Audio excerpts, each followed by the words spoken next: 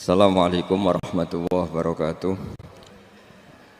Bismillahirrahmanirrahim. Nahmaduka ya ghafuru ya syakuru wa salli wa sallim barik ala sayyidina maulana Muhammadin wa ala alihi wa sahbihi asma'in nama ba'du.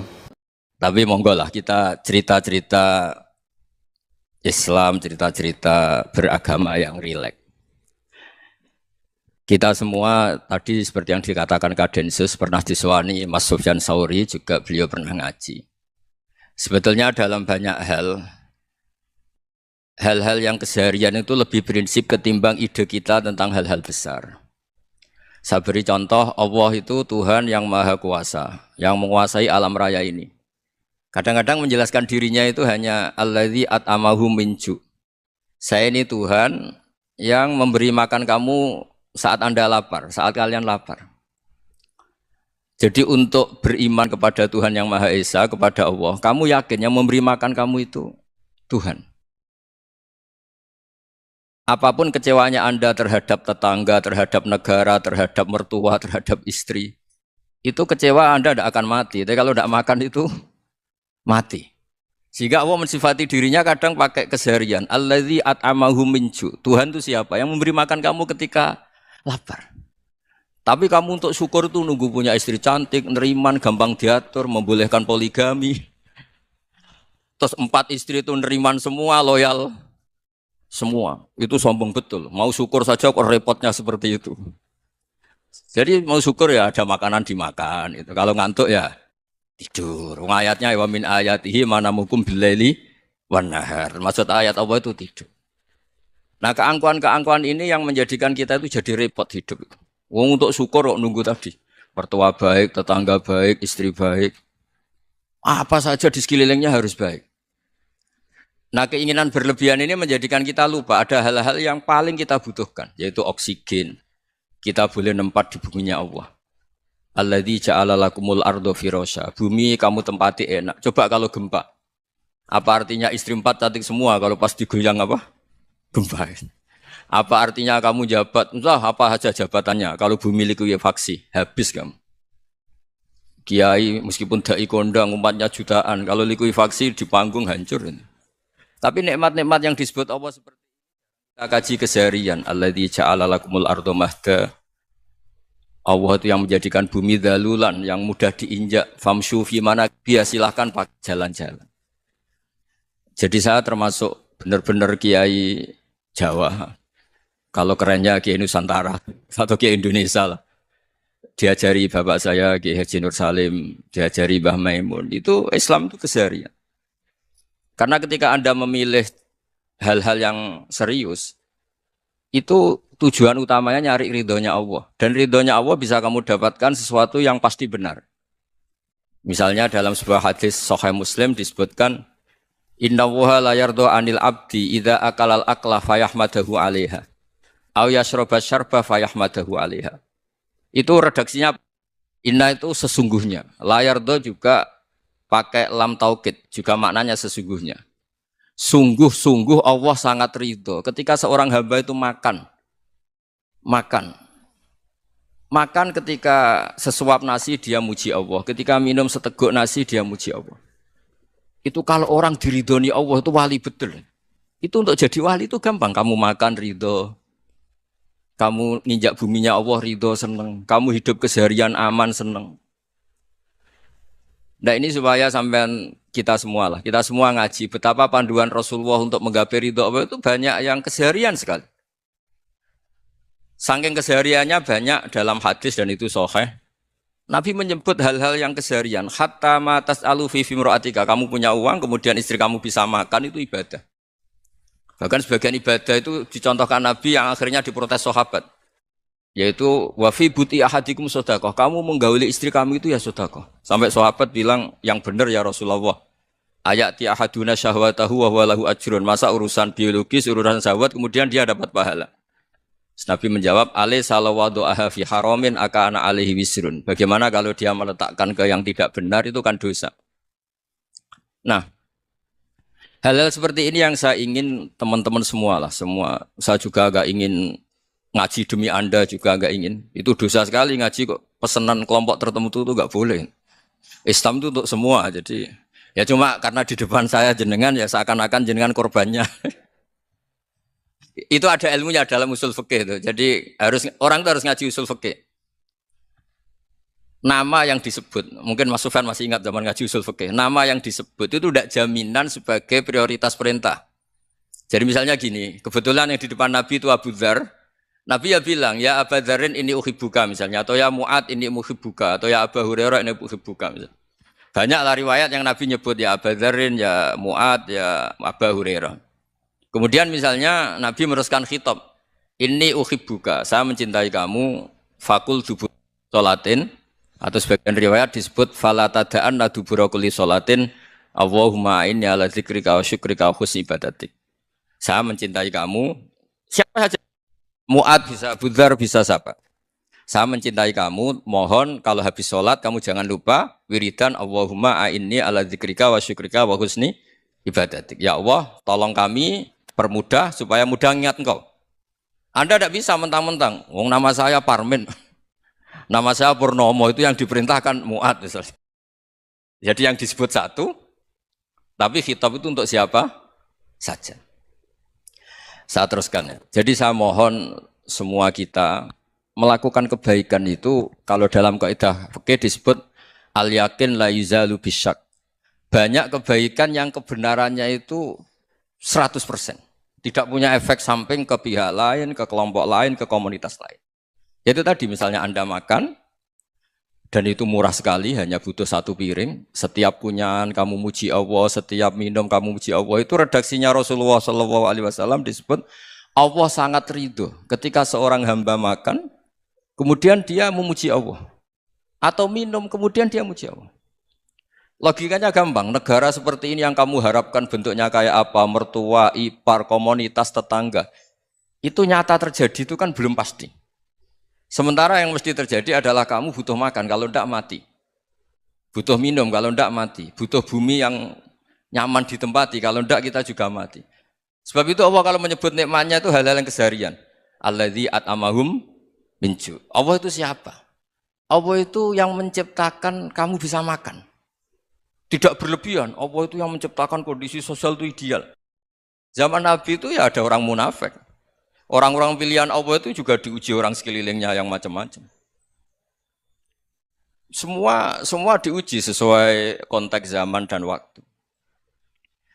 Nah, tapi ada ibadah-ibadah yang selalu disarankan Nabi. Sampai Nabi itu pernah ditanya, Ayul Islam ya khairun ya Rasulullah, Islam terbaik itu gimana? Jawaban Nabi itu unik. It'amut to'am. Islam terbaik itu ya makan-makan, santai-santai. Ketika Allah menyebut beberapa kebaikan, falak tahamal aqobah, wa ma adrokan apa? Mal aqobah. Terusannya apa? Fakku rokobah. Terusannya apa? Au it'amun fiyaumin di masubah. Ya atau acara makan-makan itu juga Islam. Kenapa? Ya bayangkan kalau tidak ada makanan, kita mati kan? Kondisi sosial tidak ideal itu Anda masih gak apa-apa. Tapi kalau Anda tidak makan, Anda tidak minum, kamu punya istri cerewet masih bisa hidup, punya mertua cerewet masih bisa hidup. Tapi kalau tidak makan bisa mati. Berarti penting mana istri sama makan? Penting mana? Makan. Semoga istri Anda dengar, nanti kamu disuruh makan tapi pulang deh. Itu kalau dibahasakan makan masih memahami. Penting mana nasi satu piring dengan istri. Enggak ada nasi mati, enggak ada istri belum mati. Penting mana? Gak berani jawab kan? Nah, ternyata Anda ada garang kan di depan istri. Jadi saya mohonlah, mungkin Mas Sufyan Sauri tadi yang bisa bantulah. Teman-teman tuh ngaji yang keseharian saja. Karena kita nyari ridha Allah itu berdasar firman Allah. Dan firman Allah itu menyebut keseharian tuh riang, gampang. Yaitu tadi misalnya wa min ayatihi manamukum billaili wan nahar. Termasuk ayat-ayat Allah itu kamu tidur. Maka dulu itu ada guyonan, ada tokoh Mu'tazilah, kelompok dalam Islam yang berpikir manusia itu bisa menentukan ikhtiarnya sendiri. Karena saya bisa duduk, duduk, ingin berdiri, berdiri. Karena kelompok ini nggak terima kalau semua kehendak Allah, nanti bagaimana kalau semua kehendak Allah kok ada hisab ya, ada sanksi. Lucunya itu dia akhirnya ini cerita ya, mencintai seorang perempuan cantik sekali. Dan itu dia menjadi ahli sunnah itu oleh hal-hal yang sepele. Karena istrinya cantik, Ya namanya suami istri itu hubungan intim. Terus ditanya, Mas, masih ingin lagi? Masih. Silahkan diulang lagi. Wah ya tidak bisa. Katanya manusia bisa menentukan yang diinginkan. Itu tobat itu. Itu nggak bisa ditobatkan Mas Sufyan Ats-Tsauri. Orang cantik yang mudah nobatkan orang itu orang cantik. Segampang itu. Akhirnya kita tahu, makanya kalau dalam kitab Hikam itu disebut al-akil mayakul madza yaf'alu wa hubi wal ghafil mayakul madza af'al. Orang yang punya akal karena sadar ini wilayah Allah, semua milik Tuhan. Itu dia tiap hari berpikir, besok Allah akan melakukan apa terhadap dunia ini. Kamu merencanakan suatu mau plesir, ternyata gempa. Mau wisata ke Rusia, ternyata perang. Kamu tidak pernah tahu apa yang akan terjadi besok. Wa ma tadri nafsum madza taksibu ghada. Tapi anda semua kita ini sering punya jadwal permanen. Makanya saya kalau diundang siapa saja, sana takdir. Yang jelas Gus ini acara penting. Ya masih acara penting nak pangeran ngersakno apa piye? Kok ape dadi pangeran? Kamu kok mau jadi Tuhan? Itu kadang ya kiai gitu. Penting Gus acara ini jenengan harus memastikan bisa. Loh kamu itu yang ngajarin tauhid, sesuatu itu biadillah kok bilang-bilang apa pasti. Kalau maksa terus tak tobatkan loh kamu kata saya itu. Ya kalau gitu Gus bilang insya Allah. Wah itu hati saya, fisik saya, roh saya sudah bilang insya Allah. Tidak usah kamu latih kata saya. Nah hal-hal tauhid keseharian itu gampang sebetulnya. Wal ghafil yaqulu madza af'al. Tapi orang yang lupa Allah dia setiap hari bilang besok apa? Kita bisa melakukan apa? Seakan-akan dia itu aktor, dia penting, dia subjek permanen, dia. Padahal kita ini hanya objek kehendak Allah Subhanahu wa taala. Karena kita yakin sesuatu yang terjadi di alam raya ini kita tidak bisa apa-apa. Makanya saya sering ngaji, sering bilang saya. Ketika Anda mensifati Allah, dia yang menghidupkan. Sudah itu tanamkan, sehingga ketika kita mati, santai saja. Kenapa santai? Allah punya cara menghidupkan kita. Zaman kita hidup juga gak tahu caranya ngelola jantung, ngelola paru-paru. Kamu juga gak tahu ngelola oksigen yang tidak beracun, tidak mengandung polusi. Tahu-tahu hidup. Gak ingin tua ya tahu-tahu tua, gak ingin mati tahu-tahu mati. Selama ini kita hidup juga gak tahu apa sebetulnya. Hanya gaya tok, punya jadwal, punya planning. Kalau kamu bisa menentukan pilihan Anda, pasti Anda istrinya cantik, 4 neriman semua, qanaah semua. Nyatanya enggak kan? Ada 1 jelek, cerewet. Wah itu kan, nyatanya enggak bisa apa-apa Anda kan? Dan kamu bawa mati lagi. Itu kan, istri Anda juga gitu, punya keinginan, punya suami yang ganteng, yang jabat, yang neriman, yang enggak poligami. Ya enggak kesampaian juga. Kalau kita ngitung tingkat kegagalan kita itu gagal terus. Ya kan?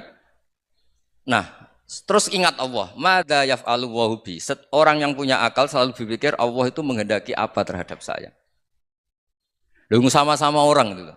Ngelihat orang yang serius, itu kata Anda itu pemikir berat, serius. Senang punya tokoh yang merengut karena kamu anggap serius. Tapi sebagian orang anggap orang yang serius itu wong merengut, wong masam, wong muka kok ditekuk.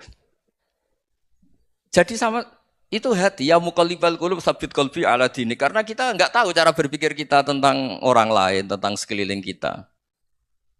Misalnya kita orang baik yang jenis ngrumat fakir miskin. Ada orang bangun masjid mewah itu janggal.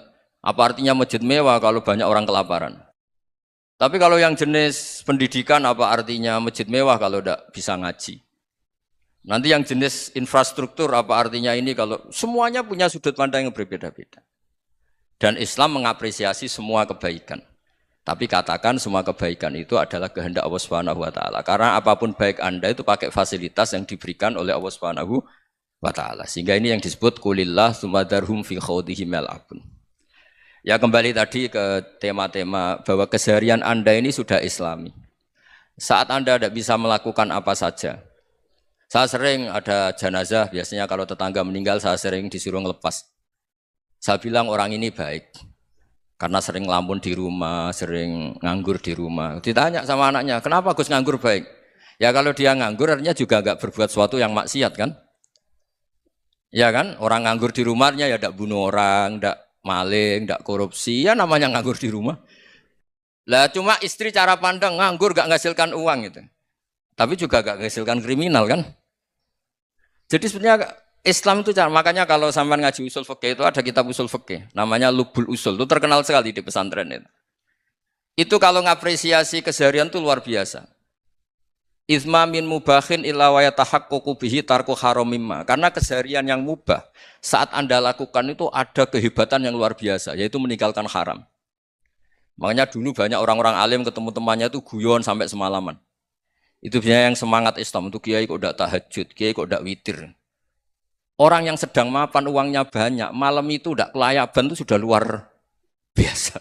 Melawan nafsu supaya tidak maksiat itu sudah luar biasa. Supaya lupa guyon sama temannya semalaman sampai subuh. Gejolok-gejolokan ngenang zaman miskin, zaman kuliah nggak jelas, zaman apa. Melihatnya jangan tarkut tahajud. Seperti ini meninggalkan tahajud, tapi meninggalkannya ini talkul muharramat. Jadi kayak apa hebatnya? Sehingga Imam Ghazali punya riwayat yang agak unik. Hatta takuna ibadatu akhiri hadil ummah iku an-naum. Sehingga suatu saat ibadah terbaik umat ini itu tidur. Gitu. Itu kan riwayat kontroversi. Ketika Imam Ghazali ditanya, kenapa iya? Kenapa kamu mulai keluar dari rumah itu sudah banyak maksiat? Melihat perempuan yang enggak mahram, melihat fenomena. Tapi kalau kamu tidur itu enggak melihat apa-apa. Tapi juga kamu jangan menganggap tidur itu ibadah betul. Saatnya melakukan fardhu ain malah masih tidur. Tapi itu sudut pandang yang menjadikan kita Islam itu gampang. Jadi saat Anda tidak bisa aktivitas apa-apa, misalnya ada beberapa orang yang lumpuh. Lumpuh itu memang nggak bisa Jumatan, nggak bisa ibadah, tapi dia juga nggak bisa maksiat. Tidur itu memang Anda saat itu tidak bisa tahajud, tidak bisa witir, tapi saat itu ada zina, ada maling, tidak gosipkan orang, tidak bully orang, tidak menanamkan kebencian, tidak hasud. Sehingga tidur menurut Allah Ta'ala wa min ayatihi manamukum billaili apa? Wanahar. Karena di tidur itu selain ada unsur istirahat, jaga kestamina, juga ada unsur meninggalkan beberapa keburukan. Nah saya mohon ibadah yang keseharian ini kita jaga. Supaya kita semua baca ayat itu fasih. Fasih itu tertanam di hati. Allah itu siapa? Alladzi at'amahum min ju'i wa amanahum min khauf. Dan Allah kalau cerita di Quran itu anna sababnal ma'a sabba tsumma syaqqaqnal ardha wa syaqqa fa ambatna fiha habba wa inaba wa qadba wa zaituna wa nakhla wa hada'iqa hulba. Kamu tahu saya ini siapa kata Allah? Saya ini adalah Tuhan yang menurunkan air, kemudian ada tanaman banyak. Habba wa inaba wa qadba, ada zaitun, ada tin, kalau orang Jawa mungkin ada tela, ada padi, ada mangga, ada pisang. Sudah. Wa inaba wa zaituna wa nakhla wa hada'iqa hulba, ada perkebunan yang lebat. Tujuannya apa? Mata Allahkum, silahkan kamu pakai, kamu nikmati. Tapi karena kadang kita ini punya ide-ide besar. Tadi untuk syukur saja nunggu punya istri riman, rumah baik, tetangga baik, komunitas baik, semuanya baik baru syukur. Lama-lama nanti ada di surga, syukurnya nunggu surga paling kelas A. Itu sudah ada yang menghuni Rasulullah, kamu nggak boleh di situ. Masa untuk syukur saja? Repotnya Masya Allah. Jadi mohonlah Quran yang kalau Anda hafalkan juz amma itu kan ada ayat-ayat yang kayak tadi. Ya, fal yang dzuril insanu ila ta'ami. Coba lihat apa yang kamu makan ya? Dari mana? Dan untuk mempertahankan hidup kamu keseharian. Jadi jangan kira ibadah itu harus membentuk komunitas yang versi Anda. Ibadah itu harus yang hal yang mulu-mulu. Kesehariannya Anda alami. Loh ini saya tidak bikin-bikin. Saya ngaji bukan karena berdasar pesanan.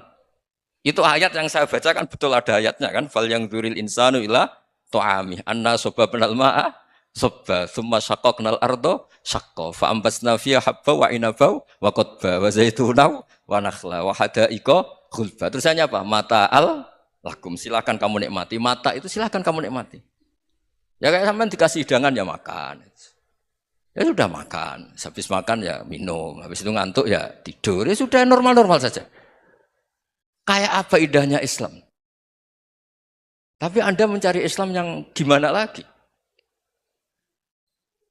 Nah itu yang diajarkan guru-guru kita, diajarkan sanad kita sampai Wali Songo, sampai Rasulullah SAW.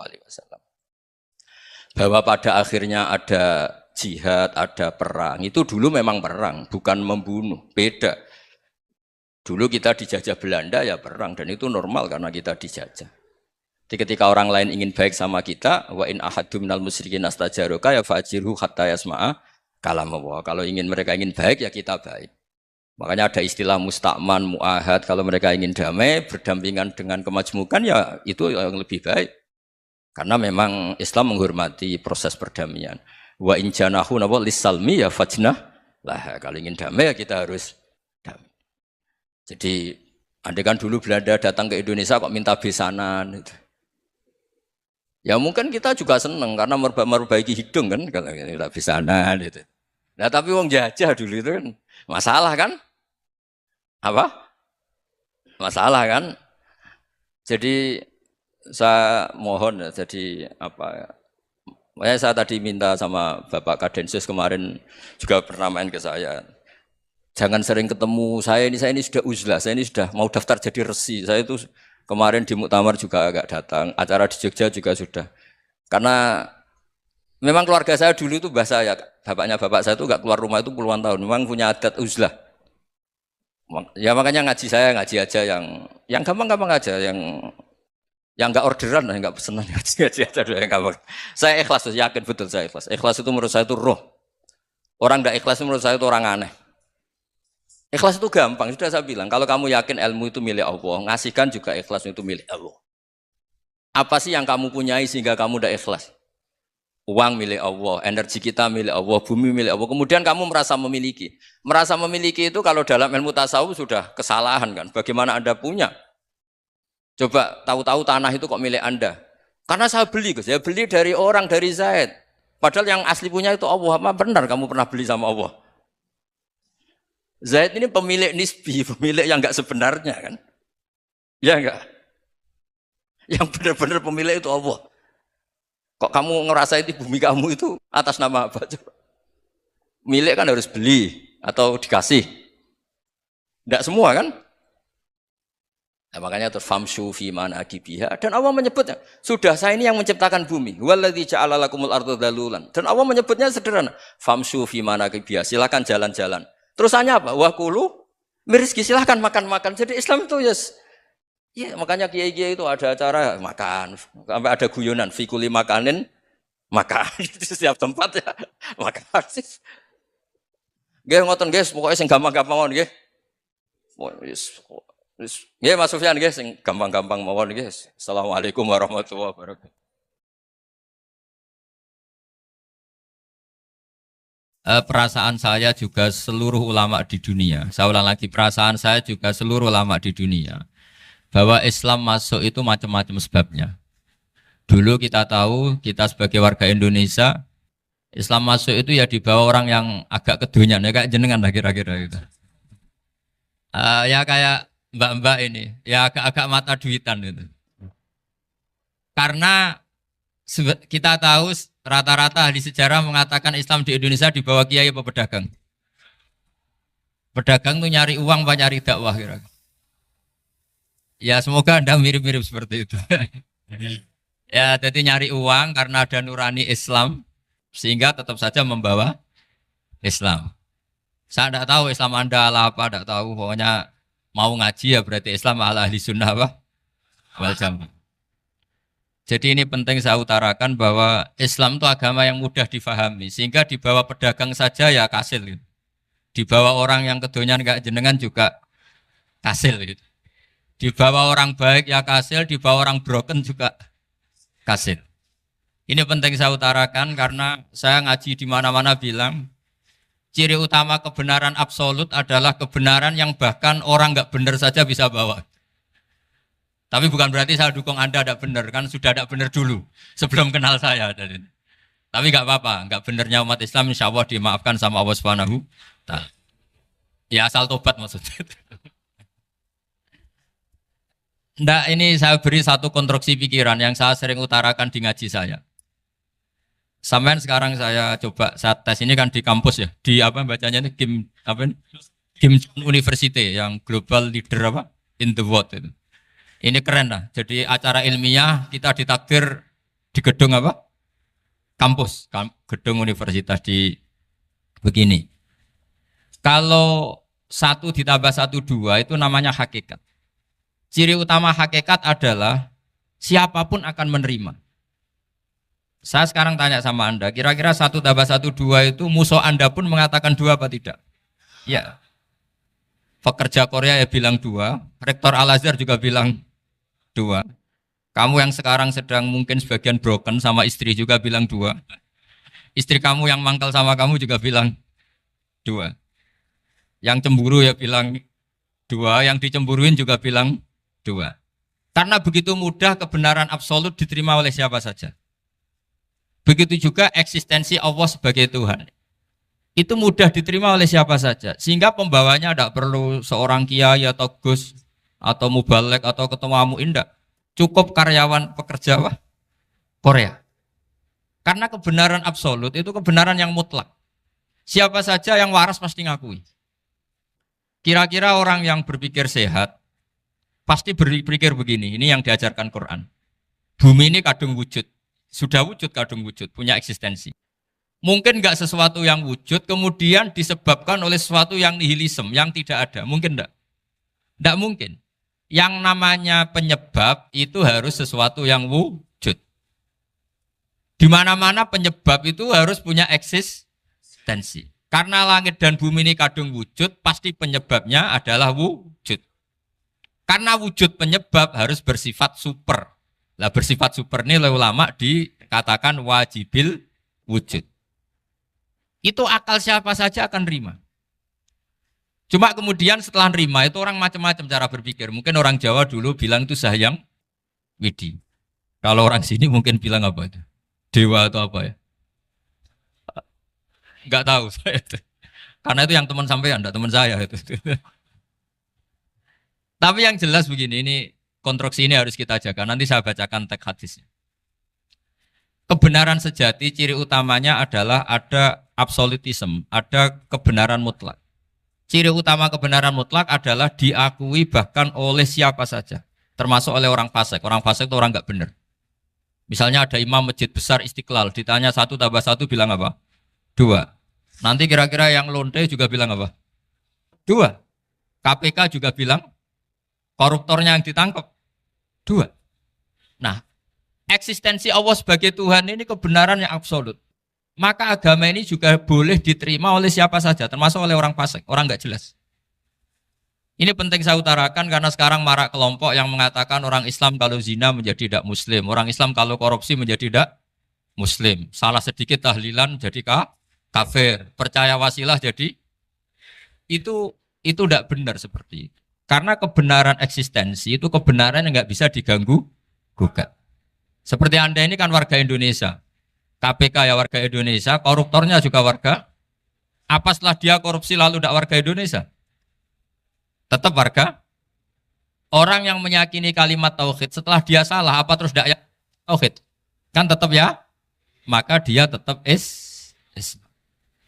Ini penting saya utarakan. Kalau seorang warga Indonesia yang koruptor, yang macam-macam saja tetap warga Indonesia, padahal banyak kesalahan. Karena status warga Indonesia adalah status yang permanen. Begitu juga status Muslim adalah permanen bagi siapa saja yang melafadzkan La ilaha illallah Muhammadur Rasulullah. Kita tidak bisa mengkafir-kafir mereka. Itu juga yang sering dipesankan dan jadi ciri khas ulama ahli sunnah wal jamaah, tidak mengkafirkan orang Islam meskipun melakukan dosa besar. Soal dia salah nanti masuk neraka ya silakan saja, saya ada ikut, paham ya? Sampai bisa mencoba. Tapi tetap saja dia muslim. Analoginya tadi. Analoginya gampang sekali tadi. Orang Indonesia yang salah itu tidak akan merubah statusnya sebagai warga Indonesia. Karena ya memang dia berstatus warga Indonesia. Orang Islam yang sudah melafadzkan syahadat maka menjadi muslim. Saya di mana-mana berkampanye, berfatwa. Orang kafir yang 70 tahun kafir, sekali melafadzkan kalimat tauhid, itu menjadi muslim apa tetap kafir? Muslim. Masa kita yang Islam terus, yang kalimat tahlil la ilaha illallah, kemudian menjadi kafir karena kalimat itu? Itu faham aneh apa aneh? Wong yang kafir saja menjadi muslim karena kalimat tauhid, yang Islam menjadi kafir juga karena kalimat. Ini ngajak apa-apaan? Ya ngajak goblok-goblokan, kira-kira kan gitu. Ini penting saya utarakan karena ini penting. Nah, setelah kamu yakin tauhid, ciri utama tauhid itu apa? Menstatuskan sesuatu sebagaimana hakikatnya. Misalnya bumi Korea, ini statusnya tetap buminya apa? Maka dari awal saya husnudzon sekali sama Allah Subhanahu wa taala bahwa suatu saat di bumi mana saja itu ada tahlil. Enggak ngira kan ada ateis di sini, bumi ateis kemudian ada tahlil, ada sakduna, ada macam-macam. Karena kita ketika sholat, makanya saya tadi janji akan memaknai kalimat-kalimat yang sering Anda baca ketika sholat. Di sholat saat ada itidal ngendikan apa? Rabbana lakal hamdu, ayo dibaca, mil'us samawati wa mil'ul ardi wa mil'u ma syi'ta min syai'im ba'du. Sama nani secara tradisi pesantren, Rabbana do pangeran kita, laka iku kaduwe panjenengan alhamdulillah segala puji. Engkau punya segala puji. Mil'us samawati, yang pujian itu memenuhi langit. Tentu langit itu penuh dengan pujian. Semua malaikat bertasbih, bertahmid. Karena malaikat tidak ada yang kerja di pabrik, itu tasbih terus gitu. Nggak ada yang nyari uang, nggak ada yang cari won ya. Apa won ya kalau bahasa? Kalau di sini nggak kiainya aja nyari uang. Terusannya apa? Wamilul ardi, dan pujian itu memenuhi bumi. Korea termasuk bumi Allah apa enggak? Jadi saya sudah menduga suatu saat Korea itu ya penuh dengan pujian. Dan ini betul. Siapa yang ngira kalau di bumi Korea ada yang hafal lagu Sakduna itu? Itu lagu kesayangan guru kita semua, Kiai Haji Maimun Zubair. Gak ada yang ngira. Siapa yang ngira kalau di sini ada ngaji seperti ini? Di Rusia juga sama. Uni Soviet itu negara ateis. Tapi lama-lama pecah karena glasnost itu dan perestroika itu. Kemudian menjadi pecahan-pecahan negara muslim. Ada Uzbekistan, Tajikistan, Ceknya, semuanya menjadi negara apa? Muslim. Karena dari awal lakal hamdu mil'us samawati wa mil'ul ardi. Dan pujian itu pasti memenuhi langit, juga memenuhi bumi. Kalau Anda baca itu di Indonesia, mungkin wajar. Di Indonesia banyak acara-acara seperti ini. Tapi kalau di Korea, ternyata benar. Dan Anda ini kalian semua termasuk pembuktian benarnya wa mil'ul ardi. Keren kan teman? Oh keren sekali, bukan sekedar keren, keren sekali. Makanya saya jarang diundang pengajian mau, tapi diundang di Korea mau. Tapi saya ada niat datang undangan, memang saya ingin datang. Jadi, ya karena itu. Ini bentuk penghormatan saya. Bentuk penghormatan saya bahwa pada akhirnya benar-benar lakal hamdu mil'us samawati wa mil'ul ardi. Jadi Anda tidak perlu pesimis, dulu Indonesia juga seperti itu. Banyak Buddha, Hindu, semacam ateisme. Kemudian berkatnya para ulama sekarang jadi negara yang mayoritas Muslim. Korea, barokahnya orang-orang kedonyan seperti ini banyak Islam itu. Enggak apa-apa. Karena sebagian agama Islam, sebagian sejarah ditulis di bawah pedagang-pedagang Gujarat. Kira-kira orang Gujarat ke Indonesia dulu yang namanya pedagang cari apa? Uang. Tapi namanya orang Islam hatinya tetap adanya tauhid. Nyari uang ya tetap sambil dakwah. Kalau yang ke Korea langsung kiai mungkin tidak seramai ini Islam. Karena kalau kiai datang langsung dicurigai jadi misionaris. Jadi ribet malah. Tapi kalau sampean nggak ada yang curiga. Namanya pekerja, pekerja saja nyari uang. Dan itu memang fakta. Cuma kadang ya sadar terus ya bagus lah seperti itu. Nggak apa-apa. Maksud saya ini saya memberi support, memberi tasjek bahwa Allah itu luar biasa. Jadi kalau ingin menyebarkan agamanya macam-macam. Kadang kiai tidak bisa mengislamkan orang, itu anak-anak mahasiswa pacaran, itu banyak yang pacarnya itu masuk Islam. Tapi sampean jangan bilang pacaran halal, ya tidak pernah halal. Tapi Allah kalau menghendaki memberi hidayah itu jalannya macam-macam. Ada yang lewat kerja, coba yang bayangkan ada tahlilan di Korea itu semua kiai tidak pernah bayangkan. Tapi setelah banyak pekerja di sini, kemudian mereka insaf atau sedang insaf, tidak tahu ini. Sampai kapan insafnya juga tidak tahu. Tapi yang jelas ini hebat. Ini apa? Hebat. Tahu-tahu ya seperti ini. Makanya iman saja Rabbana lakal hamdu mil'us samawati wa mil'ul ardi. Masih ditambahi wa mil'u ma syi'ta min syai'im ba'du. Karena Allah itu zat yang tidak terperikan, zat yang tidak terbatasi. Maka pujian di langit dan bumi ini masih kurang. Masih ada apa saja yang nanti akan dipenuhi oleh pujian kepada Allah Subhanahu wa ta'ala. Wa mil'u ma syi'ta min syai'im. Dan pujian kepada engkau ya Allah akan memenuhi semua ruangan yang engkau kehendaki. Mungkin suatu saat negara-negara yang sekarang yang paling minim Islam itu di Amerika Selatan. Kayak di Argentina dan sebagainya. Itu nanti suatu saat nanti suatu saat juga penuh dengan pujian karena tetap Rabbana lakal hamdu mil'us samawati wa mil'ul ardi wa mil'u ma syi'ta min syai'in ba'd. Saya di Jogja setiap akhir ngaji saya ajarin wiridan. Mungkin wiridan ini tidak asing bagi jenengan karena sering saya baca subhanallah wa bihamdihi adada khalqihi wa ridha nafsihi wa zinata arsyihi wa midada kalimat. Bahwa kita memuji Allah itu adada khalqi sesuai jumlah makhluk Allah. Semua makhluk Allah meskipun kelihatannya mengecewakan, ini semuanya memuji sama Allah Subhanahu wa taala. Meskipun kadang kita kecewa, kadang kita tidak cocok. Coba barokahnya Anda ini agak-agak kecewa gitu dengan Indonesia karena nggak menyediakan lapangan kerja untuk Anda. Tapi ya nggak kecewa-kecewa amat ya, agak-agak saja. Karena Anda tetap semua mencintai Indonesia. Gara-gara agak-agak kecewa cari negara lain. Akhirnya di Korea, ada yang di Jerman, ada di Inggris. Tapi bawaan pernah ngaji di musola, Islam ini ke bawah. Sehingga karena Islam ini ke bawah, tahu-tahu ada komunitas yang memikirkan Islam. Umumnya orang mikir Islam itu ya bikin masjid. Kalau di Korea unik nyewa apa? Nyewa gedung untuk masjid. Itu kalau diceritakan di Indonesia aneh. Ini masjid sewaan. Masjid. Tapi kalau di sini lazim karena kalau beli mahal ya cukup sewa. Saya tidak tahu kalau dalam terminologi agama tempat Anda sujud ini nanti jadi saksi di akhirat. Itu yang permanen apa yang sewaan tidak tahu. Jadi nanti bumi ini tanya, ya saya ya Allah pernah dipakai sujud, tapi setelah 1 tahun nggak kuat menambah lagi. Makanya saya dukung tadi yang ada gerakan masjid apa. Sebenarnya permanen nggak permanen ya tetap bagus, ada usah memaksakan. Yang jelas saya sudah ikut nyumbang ngelelang tadi, dan saya berharap uang itu benar-benar untuk masjid. Kalau untuk tamirnya juga nggak apa-apa, yang penting untuk menghidupi masjid. Saya juga termasuk kiai yang nggak suka kalau hukum itu terlalu fanatik. Misalnya uang ini untuk masjid, kemudian imamnya diterlantarkan. Karena alasannya ini untuk masjid. Imam kan tidak masjid. Nah ini kalau imamnya nggak diservis, kemudian mutung terus pulang ke Indonesia. Ini jadi masalah. Tapi saya juga nggak suka kalau ada negara gitu. Betul-betul saya tidak suka.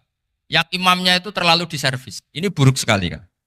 Pernah ada anekdot, ini anekdot tapi nyata. Ada negara yang sangat sehat, Islamnya sangat sehat. Itu imamnya 1 bulan tuh digaji 70 juta. Kira-kira 70 juta dibagi 1 hari berapa? 5 sholat ya? 5 kali 30 berapa? Kira-kira saja. 150. Berarti per sholat dapat berapa ya? Kira-kira. Kan biasa potong gaji kalau... berapa kira-kira?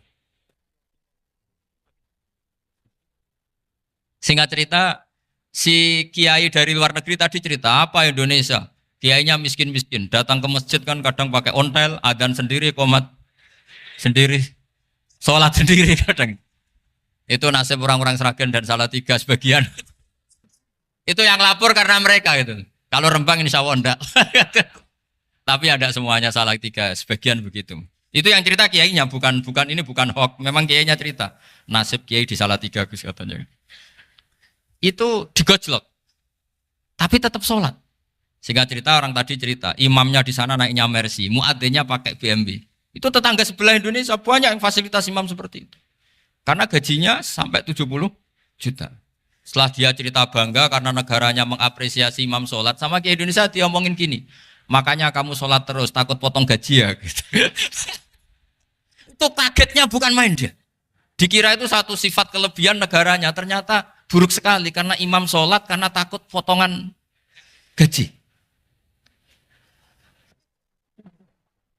Akhirnya ke Indonesia bangga, alhamdulillah kita sholat tambah gaji. Dan tetap sholat. Keren mana yang digaji sama Anda? Ini yang di atas ini banyak calon imam. Tidak keren mana imam yang digaji sama Anda? Keren yang enggak. Tapi kalau pertanyaannya dibalik, keren mana jamaah yang peduli imamnya sama yang enggak peduli? Jadi jawabannya harus tetap seperti itu. Imamnya keren yang ikhlas. Tapi jamaahnya keren yang peduli imamnya. Jelas ini ya fatwa saya ya. Gimana? Imamnya baik yang ikhlas. Tapi jamaahnya baik yang peduli nasibnya. Tapi sekali imam dari awal enggak ikhlas itu harus di PHK. Itu bahaya bagi agama kalau awalnya sudah ada ikhlas. Karena nanti setelah habis subuh terus dihitung. Wong setahu saya sholat terus kok kenapa gajinya tinggal segini? Ya, setahu saya sholat terus kok gajinya tinggal segini. Terus nanti takmirnya bilang, kemarin duhur Pak Yai tidak ngimamin. Kemarin asar tidak ngimamin. Terus dihitung. Bisa enggak agama akan berjalan seperti itu? Enggak. Ya makanya pertanyaannya tadi, suka atau punya imam ikhlas? Suka. Tapi imamnya juga suka kalau jamaahnya peduli. Ini penting. Jadi saya mensupport Anda, mensupport kalian semua bahwa agama ini akan diurus oleh Allah Subhanahu wa taala. Makanya Sayyidina Umar radhiyallahu anhu kalau disuruh mikir agama itu tidak mau. Tidak mau betul. Ketika Umar jadi khalifah itu puncak keemasan masa Islam. Semuanya stabil, semuanya hebat. Sampai Irak, Iran zaman itu Persia masih. Semuanya Mesir. Itu semuanya ikut Islam. Ketika Islam pada puncaknya, yang dikhawatirkan oleh masyarakat adalah begini. Lalu setelah Umar itu bagaimana? Islam setelah dipimpin orang yang tangguh, yang kuat, yang waroi, yang zuhud. Lalu setelah Umar itu gimana? Tapi Umar disuruh mikir gak mau. Sampai setiap Abdullah bin Umar jalan-jalan di kampung-kampung itu abahnya dianggap pecundang. Tahu sampean pecundang? Orang yang gak tanggung jawab. Karena orang-orang bilang gini, ya Abdullah bin Umar, bagaimana pendapat Anda kalau ada penggembala kambing di tengah hutan atau di tengah padang rumput, kemudian dia ninggal gelanggang kambingnya. Kamu anggap penggembala ini gimana? Oh itu penggembala yang dolim itu. Pasti kalau kambing ditinggal ya kacau. Apalagi ini ummatu Rasulullah Shallallahu Alaihi Wasallam. Ini abah kamu tidak pernah wasiat, tidak pernah ngatur suksesi. Lalu Islam setelah dia bagaimana? Suruh dia ngomong penggantinya siapa? Karena beliau sudah sepuh harus ada suksesi. Akhirnya Abdullah bin Umar lapor ke Umar. Ini gimana abah orang mengkomplain begini. Apa kata Umar? Agama itu beda dengan kambing katanya. Agama itu milik Allah Subhanahu. Mbok saya pikir, tidak saya pikir tetap jalan. Nah ini terbukti. Jangan ulama ya ndak, mufti ya ndak, tapi bisa menjalankan agama. Kalau agama sampean pikir malah rusak. Sudah pokoknya lakukan saja, tidak usah dipikir. Akhirnya betul. Karena agama ini milik Allah. Soal kita serius memikirkannya itu karena khidmah. Karena kita ingin berbakti pada agama. Tapi Anda tidak boleh berpikir kalau agama ini butuh pemikiran Anda. Beda loh ya. Kita khidmah agama serius karena kita ingin mengkhidmai agama. Tapi agama ini tidak pernah butuh kita. Karena agama ini akan diurus oleh Allah Subhanahu. Coba pas sampean kecil, orang jilbaban di Indonesia itu banyak apa banyak sekarang? Banyak sekarang. Kiainya mutu orang dulu apa mutu orang sekarang? Tapi perkembangan Islam itu ramai sekarang apa ramai dulu? Ramai sekarang. Islam menyebar di seluruh dunia itu zaman Wali Songo, zaman sampean keren mana? Keren sekarang. Kualitas solehnya sampean sama Wali Songo? Wali Songo. Ini betul. Karena agama ini diurus oleh Allah Subhanahu wa taala. Maka kata Sayyidina Umar, agama ini innallaha ta'ala yahfadzu dinah. Innallaha ta'ala la yudhi'u khilafatahu waladina. Allah itu tidak akan menyia-nyiakan agamanya. Ini terbukti. Agama ini pernah dipimpin orang terbaik di dunia, yaitu Rasulullah Shallallahu Alaihi Wasallam. Ketika beliau intaqala ila rafiqil ala, ketika beliau pindah ke alam sana, diteruskan oleh sahabat yang tentu jauh di bawah Rasulullah. Diteruskan tabi'in, diteruskan para wali songo, diteruskan sayang sampean yang jauh di bawah wali songo. Sejauh-jauhnya. Tapi agama jalan sampai Korea. Agama jalan sampai apa? Dulu Wali Songo itu hanya sampai Mojokerto, sampai Tulungagung. Di bawah sampean, Kelayaban sampai mana ini? Korea. Coba kalau Allah tidak ngurus, nggak bisa. Yang gerakkan hatinya sampean peduli sama masjid siapa? Allah Subhanahu wa taala. Yang menggerakkan hati sampean peduli sama agama siapa? Tapi yang menggerakkan sampean ke Korea apa? Uang kan?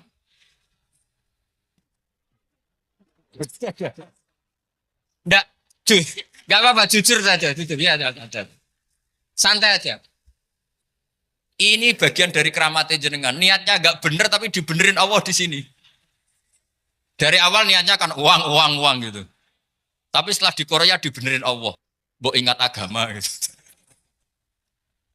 Keren kan? Makanya yang syukur sama Allah Subhanahu wa taala. Yang bisa hanya Allah taala. Makanya dalam dunia kiai selalu baca apa? Alhamdulillah alladzi hadana li hadza wa ma kunna linahtadiya laula an hadana Allah. Alhamdulillah kita diberi hidayat seperti ini. Kalau tidak Allah tidak bisa. Sudah mata duitan, kadang istri ngomel, mertua tidak percaya. Sudah setengah-setengah broken gini di saya tahu sampai ke Korea itu karena broken pas saking sayangnya keluarga. Potensinya hanya dua. Dibela-belain kerja demi keluarga atau agak broken maka ke sini. Tapi apapun potensi itu tetap baik. Itu takdir sudah, itu takdir tidak usah dibicarakan. Semua itu apa? Karena orang kalau sedang rukun ya tidak mau tukaran, kalau sedang tukaran ya tidak mau rukun. Itu sudah semuanya takdir. Kata bapak saya dulu kalau ada orang mau jualan tanah, Pak Yai tanah saya mau saya jual. Ini gimana padahal ini tanah warisan. Kata bapak, nak waya adol ya adol. Memang ini saatnya jual ya jual saja. Nanti kalau kaya saatnya beli ya beli saja. Karena kalau sudah saatnya jual mau beli ya nggak mungkin kan. Wong memang saatnya jual. Kalau sudah kaya kan nggak mungkin jual tanah. Saatnya beli. Maka semoga masalah di keluarga sampean ya masalah musiman. Maksudnya yang tukarannya ini musiman. Yang rukunnya permanen. Jangan tukarannya permanen, rukunnya musiman. Setelah melihat yang lebih cantik, katut babon, nggak tahu saya nggak tahu. Nah ini semoga katut masjid ini bagian dari kafaroh sampean itu. Jadi kafaroh kesalahan-kesalahan di sampean. Ini penting saya utarakan karena agama itu beda. Agama ini diurus oleh Allah Subhanahu. Jadi kita mengerahkan pemikiran itu bukan karena kita akan menyelamatkan agama ini, tidak. Agama ini diselamatkan oleh Allah Subhanahu wa taala. Coba kayak apa Uni Soviet kuatnya itu. Mengkooptasi supaya orang semuanya ateis, semuanya komunis. Itu 100 tahun Uni Soviet begitu. Tapi orang-orang Uzbek, Ceknya, Tajikistan tetap mengajari anak-anaknya tauhid. Itu ada yang cerita itu sampai mengajarkan tauhid itu di bawah tanah, di basement. Tapi Allah menghendaki Rusia itu Uni Soviet jatuh. Ketika jatuh, negara-negara ini langsung menjadi negara Islam, yaitu Uzbek, Tajikistan, Ceknya. Mungkin nggak mereka langsung menjadi negara Islam, andai kan saat menjadi Uni Soviet benar-benar menjadi ateis. Nggak mungkin kan? Karena saat dikooptasi Uni Soviet, akidah mereka tetap tauhid. Cuma nggak berani muncul. Artinya apa? Uni Soviet nggak bisa menghabisi Islam. Kurang kerennya Uni Soviet zaman itu. Bisa nggak menghabisi Islam? Nggak bisa. Donald Trump dulu termasuk Islamfobia. Tapi setelah dia anti-Islam, malah orang Amerika demo supaya memperhatikan Islam. Nggak bisa. Makanya Korea pun tidak bisa menghabisi Islam. Kalau sampean menghabisi Islam sendiri bisa. Karena terus gak mau sholat, gak mau zakat itu sampai. Tapi sampean toh yang Islamnya habis, Islam tetap baik-baik saja. Makanya ini penting saya utarakan supaya kamu pede bahwa agama ini pernah dibawa orang yang pedagang. Ya soal ada sebagian pendakwah yang ikhlas ya banyak, tapi sejarah yang gampang kita lihat adalah Islam itu dibawa oleh apa? Pedagang Gujarat, pedagang India. Nggak apa-apa, sejarah itu meskipun sebagian menentang nggak apa-apa, tapi sejarah itu tetap ada. Pasti sebagiannya memang seperti itu. Dan itu tidak masalah. Saya ulang lagi, itu tidak masalah. Coba dulu pemain bola kalau di Inggris itu kalau mau sholat susahnya bukan main. Apalagi kalau mau puasa. Kalau di sini kerja puasa katanya mati lu kalau apa? Puasa. Kalau mau sholat katanya dicari mana ini berhalanya kok. Kata orang-orang ateis kan gitu, dicarikan patungnya. Kali ini sholat kok gak ada patungnya, ini gimana ini. Ya ngalamin gitu. Tapi Allah Maha Kuasa. Banyak investor mana itu, Dubai atau Qatar, yang tertarik investasi di dunia bola. Kayak Sulaiman Al-Fahim, makanya beli Manchester City. Itu sekarang pelatihnya negara orang sholat gak berani, bahkan di tengah stadion dibangunkan masjid. Kalau sampai daftar jadi muadzin bisa. Apa nyanyi Sakduna di sana juga bisa. Dulu Aljazair bencinya bukan main. Apa Perancis sama orang Islam itu bencinya bukan main. Barokahnya Zidane pemain bola dan juara dunia. Terus Zidane turunan Aljazair. Akhirnya orang Perancis itu mencintai Islam. Itu barokahnya sepak bola. Allah punya sekian cara untuk mengenalkan Islam. Di Perancis dikenalkan lewat pemain sepak bola. Nah di Korea ini yang agak unik dikenalkan lewat pecinta wong. Saya jamin ini tidak apa-apa, sudah tidak apa-apa, sudah aman, pokoknya aman. Jamin aman. Pokoknya alhamdulillahilladzi hadana lihada wa ma kunna linahtadiya laula an hadana. Karena agama ini dibawa oleh Allah Subhanahu wa taala, yang menjaga juga Allah Subhanahu wa taala. Sama tidak usah khawatir. Kalau ada kelompok tertentu yang mengkhawatirkan Islam, sekarang Islam bahaya gini-gini, itu kurang roja, itu kurang optimis itu. Harapannya sama Allah tipis, harus ngaji lagi. Agama ini limangka nayarjuwa hawal yaumal akhir. Agama ini bagi yang terus-menerus berpengharapan kepada Allah Subhanahu wa taala. Agama ini limangka nayarjuwa, coba bahasa Arabnya roja yarju rojaan. Maknanya harapan. Jadi agama ini bagi yang selalu berpengharapan, bukan yang pesimis, bukan yang hati kecil, apalagi yang tukang putus asa. Coba agama ini begitu luar biasa dibawa orang yang macam-macam. Tadi di Perancis dibawa oleh pemain apa? Bola. Ada masjid di Inggris itu ya dibawa mahasiswa-mahasiswa itu yang dulu sebagian yang nggak pernah ngaji, setelah di Inggris bikin komunitas pengajian. Di Korea dibawa di pecinta apa? Tapi lama-lama cinta Tuhan. Karena ya memang sebenarnya sudah cinta Tuhan. Cuma ya cara cinta ini nunggu punya uang Ya sudah, alhamdulillah seperti ini sudah luar biasa sudah. Insya Allah diterima oleh Allah Subhanahu wa taala. Saya selalu berharap semoga ini tetap satu bukti bahwa Allah itu harus kita sembah di mana-mana. Karena tadi Allah akan selalu Rabbana lakal hamdu mil'us samawati wa mil'ul ardi wa mil'u ma syi'ta min syai'in ba'du. Bahwa pujian kepada Allah akan selalu memenuhi langit dan memenuhi bumi. Bumi Korea termasuk buminya Allah. Makanya pegangan yang saya minta sama pengurus untuk di-share adalah Dawai Rasulullah Shallallahu Alaihi Wasallam. Mungkin nanti panitia harus menge-share itu. Ini Musnad Ahmad, riwayat dari Imam Ahmad. Al-Bilad bila dua. Sudah punya? Nanti di-share ya yang gitu. Al-Biladu bila dua. Bahwa negara hakikatnya adalah negara Allah. Wal ibad ibadullah. Semua hamba hakikatnya adalah hamba. Di hadis itu fahaitsuma asabta khairan fa'akim. Kapan saja kamu menemukan kebaikan di tempat Anda berdomisili, fa'akim, kamu enggak apa-apa di situ. Kamu di sini dapat uang, dapat masjid, dapat sewa masjid. Enggak tahu sewa apa permanen, pokoknya itu bagus gitu aja. Buminya dirayu. Bumi meskipun ini enggak permanen, tapi tetap jadi saksi loh ya. Harus ada kompromi ini. Karena kalau dengar orang Indonesia jadi aneh, masjid kok nyewoi. Tapi aneh di Indonesia, ada aneh di sini. Sampean tenang saja. Tentu malaikat pencatat di sini juga sudah tahu kalau sebagian masjid itu sewaan. Jadi ya ada iskal-iskal amat lah sudah. Enggak janggal-janggal amat karena kondisional Jadi saya nanti minta panitia supaya mengeser tadi hadis riwayat siapa? Imam Ahmad bin Hambal yang diriwayatkan oleh salah satu minal asroh al-mubasyarina bil jannah yaitu Zubair bin Awam.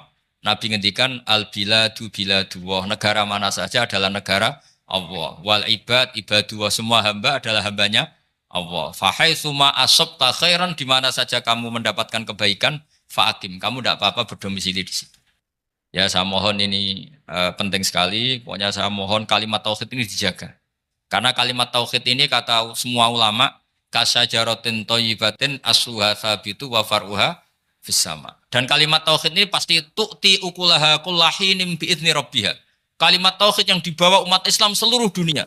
Meskipun dia orang fasik, orang enggak benar, tetap tu'ti ukulaha kullahinim bi'izni rabbiha. Kalimat ini akan membawa berkah bagi orang yang dihinggapi atau didomisili umat Islam. Coba sebagian nanti orang Korea menjadi muslim itu karena di sini ada komunitas pekerja muslim kemudian menyisakan atharul Islam. Jejak-jejak Islam. Enggak apa-apa. Pasti kalimat ini tu'ti ukulaha kullahinim bi'izni rabbiha. Jadi kalimat tauhid adalah kalimat yang kata Allah tu'ti ukulaha kullahinim bi'izni rabbiha. Anda tidak usah khawatir. Bahwa apa yang Anda lakukan apapun kecilnya akan ditulis oleh Allah Subhanahu wa taala. Kata Allah wa naktubu ma qaddamu wa atharahum. Di mana di surat Yasin itu? Inna nahnu nuhyil mauta wa naktubu ma qaddamu wa atharahum. Saya bisa menghidupkan orang mati dan semua amal kalian saya tulis kata Allah. Wa atharohum, dan jejak-jejak yang pernah kalian lakukan juga ditulis. Tak terangno kowe nek ora paham kok nek mlebu swarga dadi paham. Dadi iki pilihane ku loro. Dadi nek kowe saiki ra paham kok ning swarga paham. Nek saiki paham kesuk ben bun neraka dadi ra paham. Dadi mun ra usah direncana mlebu napa? Neraka wae mlebu dhewe ra usah direncanano mun. Dados ngeten nggih, dados ahli swarga ya kurang penggawean, pancen salat wis ra wajib, wis ra ono pilpres, gak ono apa dadi kurang penggawean. Ahli swarga niku saking kurang penggaweane iku jagungan. Dadi misale kula Mustofa Ruhin jagungan. Piye enak ning swarga? Ya enak. Zaman ning donya piye? Terus cerita, saya itu punya teman ateis. Saya punya teman komunis yang ketika pertemanan dengan kita sering menghina kita karena kita ini percaya adanya hari kebangkitan. Teman saya itu sering melecehkan idza mitna wa kunna turaba wa idzaman aina lamadinun. Masa kita sudah jadi debu, jadi tulang belulang, kemudian kita akan dibalas amal-amal kita. Jadi singkat cerita, ini nunjukno nak wong soleh oleh kancanan wong dolim. Ya ini catatan ya bahwa orang soleh itu zaman ning dunya oleh kancanan wong napa? Dolim. Buktinya yang soleh ini masuk surga. Kemudian kenangannya punya teman ateis. Zaman di dunia punya teman apa? Ateis. Entah temannya itu teman kerja atau teman kantor. Tentu tidak teman dalam akidah. Mungkin akidahnya tetap kita Islam, mereka ateis. Tapi teman, entah faktor kantor, entah faktor profesi, entah faktor kerabat. Tapi yang jelas si orang penduduk surga ini punya kenangan, kami dulu punya teman ateis. Ini kanali korin. Yang teman saya yang anti Tuhan itu mengatakan, melecehkan saya, aidza mitna wa kunna turaba wa idzaman aina lamadinun. Masa kita sudah jadi debu, jadi balung, tulang belulang, kemudian kita dihisab. Atau kita nanti ada hari balasan. Nah terus ketika jagungan ini, tadi saya bilang ahli swarga kurang penggawean. Lah piye delok piye? Jare kanca-kancane, "Moh aku ora melok di kanca." Jadi fayaquluna lah. Jadi ketika Ruhin muni ape delok jare Mustofa, jare Kifat, "Moh aku gak kancaku, delok dhewe" jare. Lah si Ruhin kan wong kurang penggawean, mulai ning donya sampe ning swarga. Terus delok. Terus fattala'a fara'ahu fi sawail jahim. Bareng dekne delok roh kancane kejet-kejet ning neraka. Seneng dekne. Jadi wong nak hasud tu nanti ning swarga aja hasud. Seneng terus muni ngene, tawahi ing kita laturdin. Dulu kamu hampir saja menyesatkan saya. Artinya zaman dia ateis sempat ngerayu supaya Ruhin dadi napa? Ateis. Kowe Islam ya tetep kere, melok ateis ae. Wis kere, zina rawani, maling rawani gak enak. Soalnya sering dirayu-rayu gitu. Makanya bilang apa? Tawahi ing kita laturdin, kamu zaman di dunia hampir saja menyesatkan saya. Walau la ni'matu rabbi lakuntu minal muhdharin. Kalau saja saya tidak diberi nikmat Allah, aku kelakuanku ya koyo kowe, akhirnya masuk neraka koyo kowe. Nah, terus ada soalu talazudin. Dia tanya tapi saking senenge. Afama nahnu banyitin. Coba lihat saya sekarang. Apa saya sekarang mati? Tidak kan, saya tidak mati kan. Cuma mati pertama saja, mati zaman di dunia. Sekarang saya hidup lagi. Artinya kamu yang dulu memungkiri ada kehidupan, dulu aku saiki tidak mati. Ternyata saya sekarang hidup dan dapat nikmat kowe ning neraka. Dadi ku nunjukno sunnahe manusa iku ora puas nak ora ngalahno musuhe. Nganti ning swarga iku ora lega nak. Dadi manusa iku hasudnya itu terlembagakan sampai akhirat. Dadi wong-wong sing tau dimaki-maki kubu sebelah, iku nak kubu sebelah mlebu neraka, iku kowe ning swarga gak marem nak gak delok. Dadi hasud iku ya seru no. Dadi nak kula pun mboten, makome mboten nonton, kula mboten. Niku makome Ruhin barang dadi lari lho kan dinyak melarat, gendut, kriting mangkel. Kudu menangi sing ngenyak mlebu neraka. Aja sampe sing ngenyak kita mlebu swarga kene mlebu neraka. Wah, gak puas ya, no? Makanya gambarannya Quran itu manusia tetap manusia. Ketika orang kafir dengan segala kenikmatannya, misalnya mungkin Amerika, mungkin negara-negara yang sekarang kumoluhur dengan teori kapitalisnya, mungkin ngenyak Ethiopia, ngenyak Syria, ngenyak. Tapi apapun salahnya Syria, Ethiopia tetap iman, tetap suasana masuk surga. Meskipun ngurmat negara tidak pedes. Tapi yang ngurmat negara benar, tapi ngurmat iman tidak benar, bisa saja nanti masuk neraka. Itu makanya kita problem di dunia kan gitu. Makanya saya mohon, nah, umat Islam itu tidak perlu menjawab kritikan itu. Dari awal kita nanti enaknya itu di surga. Kali di dunia kita pasti salah. Ngelola negara raiso. Banyak negara Islam sing carut, napa? Marut. Ngurus bojo raiso. Banyak santri sing pegatan. ngurus anak yo ora iso, anak yo debu weling kok bapak. Kita ini kan ngurus yayasan yo ora iso. Kan semua yang berbau Islam mesti carut mar. Karena ya apa ya, dari awal kita ini mah enggak serius ngurus dunia. Kok serius piye nyimpen dhuwit wedi dosa ana hisab. Ape riba rentenir wedi dosa. Ape ngatur dunia nemen-nemen wedi dosa. Allahu al-mudabbir sing ngatur kok melo ngatur barang. Wah, akhirnya karena wedi dosa terus goblok. Sebagian goblok klasik, sebagian keterusan. Nah, sing repot sing keterusan sampai asli lah iku terus kombinasi napa?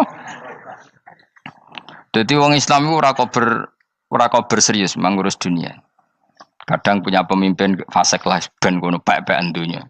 Jadi ribet wong Islam. Akhirnya kita ini dihina wa idza marru bihim yatakhamazun wa idza qalabu ila ahlihim qalabu fakihin wa idza ra'ahum qalu innaha ula inapa ladallun. Orang-orang kafir itu kalau melewati orang Islam pasti ngenyek. Urip nyatane ngono, ngelola negara enggak bisa, ngelola keluarga enggak bisa. Nah, nanti kalau kita di surga itu kata Allah fal yaumal ladzina amanu minal kufari yadhakun. Nanti di surga orang-orang iman gantian menertawakan orang-orang kafir. Jadi itu menunjukkan bahwa kita tidak pernah puas sebelum dendam menertawakan. Jadi wis ning swarga iku cita-citane mukmin tetep fal yaumal ladzina amanu minal kufari yadhakun. Jadi kowe sok ben ning swarga iku ya Allah kasih saya fasilitas bisa melihat penduduk neraka. Terus dia neng teras-teras swarga dipertontonkan orang kafir alal aroiki yang turun. Hal suwibal kufaru makanu ya fa'alun. Delok saiki kowe mbek aku mulya ndi. Jadi dendam itu penting. Tapi sebenarnya ning swarga ning donya wis kalah wis nurut ae no. Dadi menteri yo nurut wis pokoke nurut ae wis barang donya pek-pekan wis. Cuman arah bener ya dielingno iku ya bahaya ora bener. Tapi ora usah kerusuhan, biasa wae. Gremeng ae gremeng soalnya ben gak dadi udun apa. Katanya memang gitu, orang emosi nak diempet tuh dadi udun, dadi wis satok gremeng. Tapi yang jelas Allah punya sunnah bahwa manusia itu tidak bisa puas sebelum melihat musuhnya kalah. Sehingga ahlul jannah yang notabene sudah penuh kenikmatan itu tetap dia enggak lego. Enggak lego kalau enggak tahu nasib orang yang dulu menghina dia. Makanya ini peringatan bagi kita bahwa kita berteman orang tidak soleh di dunia itu boleh. Buktinya tadi ahli surga ketika jagungan cerita saya punya teman ateis yang selalu mencibir saya, katanya nanti nggak ada hari kebangkitan. Lalu teman ateis saya sekarang di mana? Sekajak kancana dulu ya teman-temannya bilang fayakuluna laga. Tapi si teman ini tetap ingin melihat. Setelah dilihat ternyata itu di neraka. Terus melakukan dialek tadi. Apa yang kamu katakan salah. Kamu mengatakan setelah mati akhir urusan salah. Ternyata saya sekarang tidak mati. Afama nahnu bimai yitin illa mutatanabuna. Jadi saya mohon sekali teman-teman yang hafal Quran itu harus hafal sampai seperti saya ini. Sehingga tahu duduk perkara ini Quran itu kayak apa. Mau Quran tok ibadah. Suwe nama Quran ibadah. Tapi tidak paham. Wong khawarit sing tukang mateni wong ya hafal Quran. Itu gara-gara ra paham akhirnya kewaco. Nah, kandhani ku angel. Sing kandhani kudu aku. Nah, sing kandhani Mustafa padu merapal kan. Sing kandhani kudu aku. Mbok yo wong ku mikir to. Apa gunane misalnya ki apal Pancasila. Tapi ra iso nglakoni napa? Pancasila. Ngapal tok keadilan sosial bagi seluruh pejabat. Antok ngomong ngono jelas timbang muni bagi seluruh rakyat Indonesia aja boleh. Quran juga gitu. Kita ini manusia punya watak dendam. Tapi dendam ini dikelola oleh Islam. Dendamnya mending swarga wae. Ning donya ben, ning donya mesti sedhilu. Tenan betul. Orang-orang mukmin itu sampai belum lega kalau belum ketemu orang yang pernah mencibir. Itu tadi qala qailu minhum inni kanali qarin. Saya punya teman yang ketika di dunia selalu mencibir saya, inna kalaminal musaddiqina idza mitta wa kunna turaba wa idzaman aina lamadun. Teman saya itu selalu mencibir, masa kamu percaya hari kebangkitan? Kita nanti kan sudah jadi tanah, jadi tulang belulang, masa bangun lagi? Yang benar saja kamu. Nah, orang-orang yang mencibir ini kan sakit. Orang dicibir itu kan nah sakitnya itu terbawa sampai surga. Tapi nek mlebu neraka ora kok berdendam melane. Dadi dendam iku anane ning swarga, nek ning neraka ora kok berdendam. Dianjuti malaikat oleh dendam piye. Tapi bareng ning swarga happy-happy iku piye? Kancamu dhisik sapa wae. Ora kanca partai maksudnya kanca iki. Ya dadi sok nang swarga musa-musamu delok. Jebule swargane sak dhuwurmu. Lane jogeman musa ya aku demen isin besok ben. De musuh jebule swargane. Ndi musuhku sing wani aku delok. Terus jare kancamu teko, aku ning dhuwurmu. Ya jarak. Repot ya. Jadi terus kedua, peringatan dari Quran. Allah itu saking kudrohnya itu senengane itu gawe fitnah. Fitnah itu suatu yang enggak masuk akal. Jadi wong kafir utawa wong Islam piyambak iku kon iman sesuatu yang paradok. Iku kon ngimani ning neraka iku ana wit. Lah neraka iku panase ngono, ana wit. Mulane jare wong kafir Muhammad tambah suwe tambah ra waras. Mergo wong neraka iku makan sajaratus zakum. Mulane wong kafir tambah guyu Muhammad tuh gak waras. Jarene neraka banget panase, tapi di saat yang sama ngomong wit iso tumbuh. Mestinya neraka itu kan enggak ada pohon. Mulane Allah nate ngendikan wa ma ja'alna ru'yal lati arainaka illa fitnatal linnas wasyajaratal mal'unata fil Qur'an. Jadi satu orang itu diuji disuruh ngimani Isra Mi'raj. Nabi yang tetap posisinya di Mekah diberitakan oleh Quran bahwa Nabi telah menembus langit Sabtu dalam lahdoh satu malam. Wong kafir malah guyu-guyu. Terus kedua ada pohon yang tumbuh di neraka. Mulane dawuh pangeran seperti wa ma ja'alna ru'yal lati arainaka illa fitnatal linnas wasyajaratal mal'unata fil Quran. Jadi diuji. Yes ngono dunya kaya wong Islam sakniki niku. Yang mengklaim negara Islam tata kelolanya carut marut. Yang negara non Islam kadang tata kelolanya rapi. Sehingga seakan-akan kita ini salah. Ngurus dunia wae ra iso, mung ngurus akhirat. Tapi saya berharap sing dicibir iki sok ben mlebu swarga. Dadi iso dendam. Tapi nek mlebu neraka iku ora kober dendam. Mulane kula mboten gadah rencana mlebu neraka mboten gadah. Kula niku pendendam dadi mangkalku ben kesampaian sampeyan nak teng pundi? Swarga. Kita harus ngalami fal yawmal ladzina amanu minal kufari yadhakun alal araiki yang jangan sampai kita ngalami kita sendiri disiksa. Kowe ngelu awakmu dhewe, milih dendam apa milih mlebu neraka? Milih dendam ya. Syaratnya mlebu apa? Swarga. Ya. Jadi pangeran itu memang sering damel sesuatu itu paradok. Tapi memang Allah sengaja. Mulane kula bolak-balik matur, ulama itu banyak, yang jaga akhlak ya banyak, yang jaga ilmu yang banyak. Kadang yang jaga ilmu itu yang akhirnya nyuwun sewu cangkem elek dan itu penting. Saya di mana-mana bilang, sesuatu itu kadang nggak bisa dijelaskan secara baik-baik. Syaratnya kudu cangkem elek. Cuma karena itu nggak mungkin kita nisbatkan pada Nabi, ben aku wae sing tanggung jawab. Kalau nak dinisbatkan Nabi kan elek, maksud Nabi kok gerakan cangkem elek. Ben aku wae. Nak pancen salah, aku sing tanggung jawab. Tapi nyalahno aku neraka, yakin neraka. Siji yo ora level, napa terus siji ora level. Dhisik sahabat itu akhirnya yo nyuwun sewu cara ora sahabat yo cangkem elek. Mergo mangkel.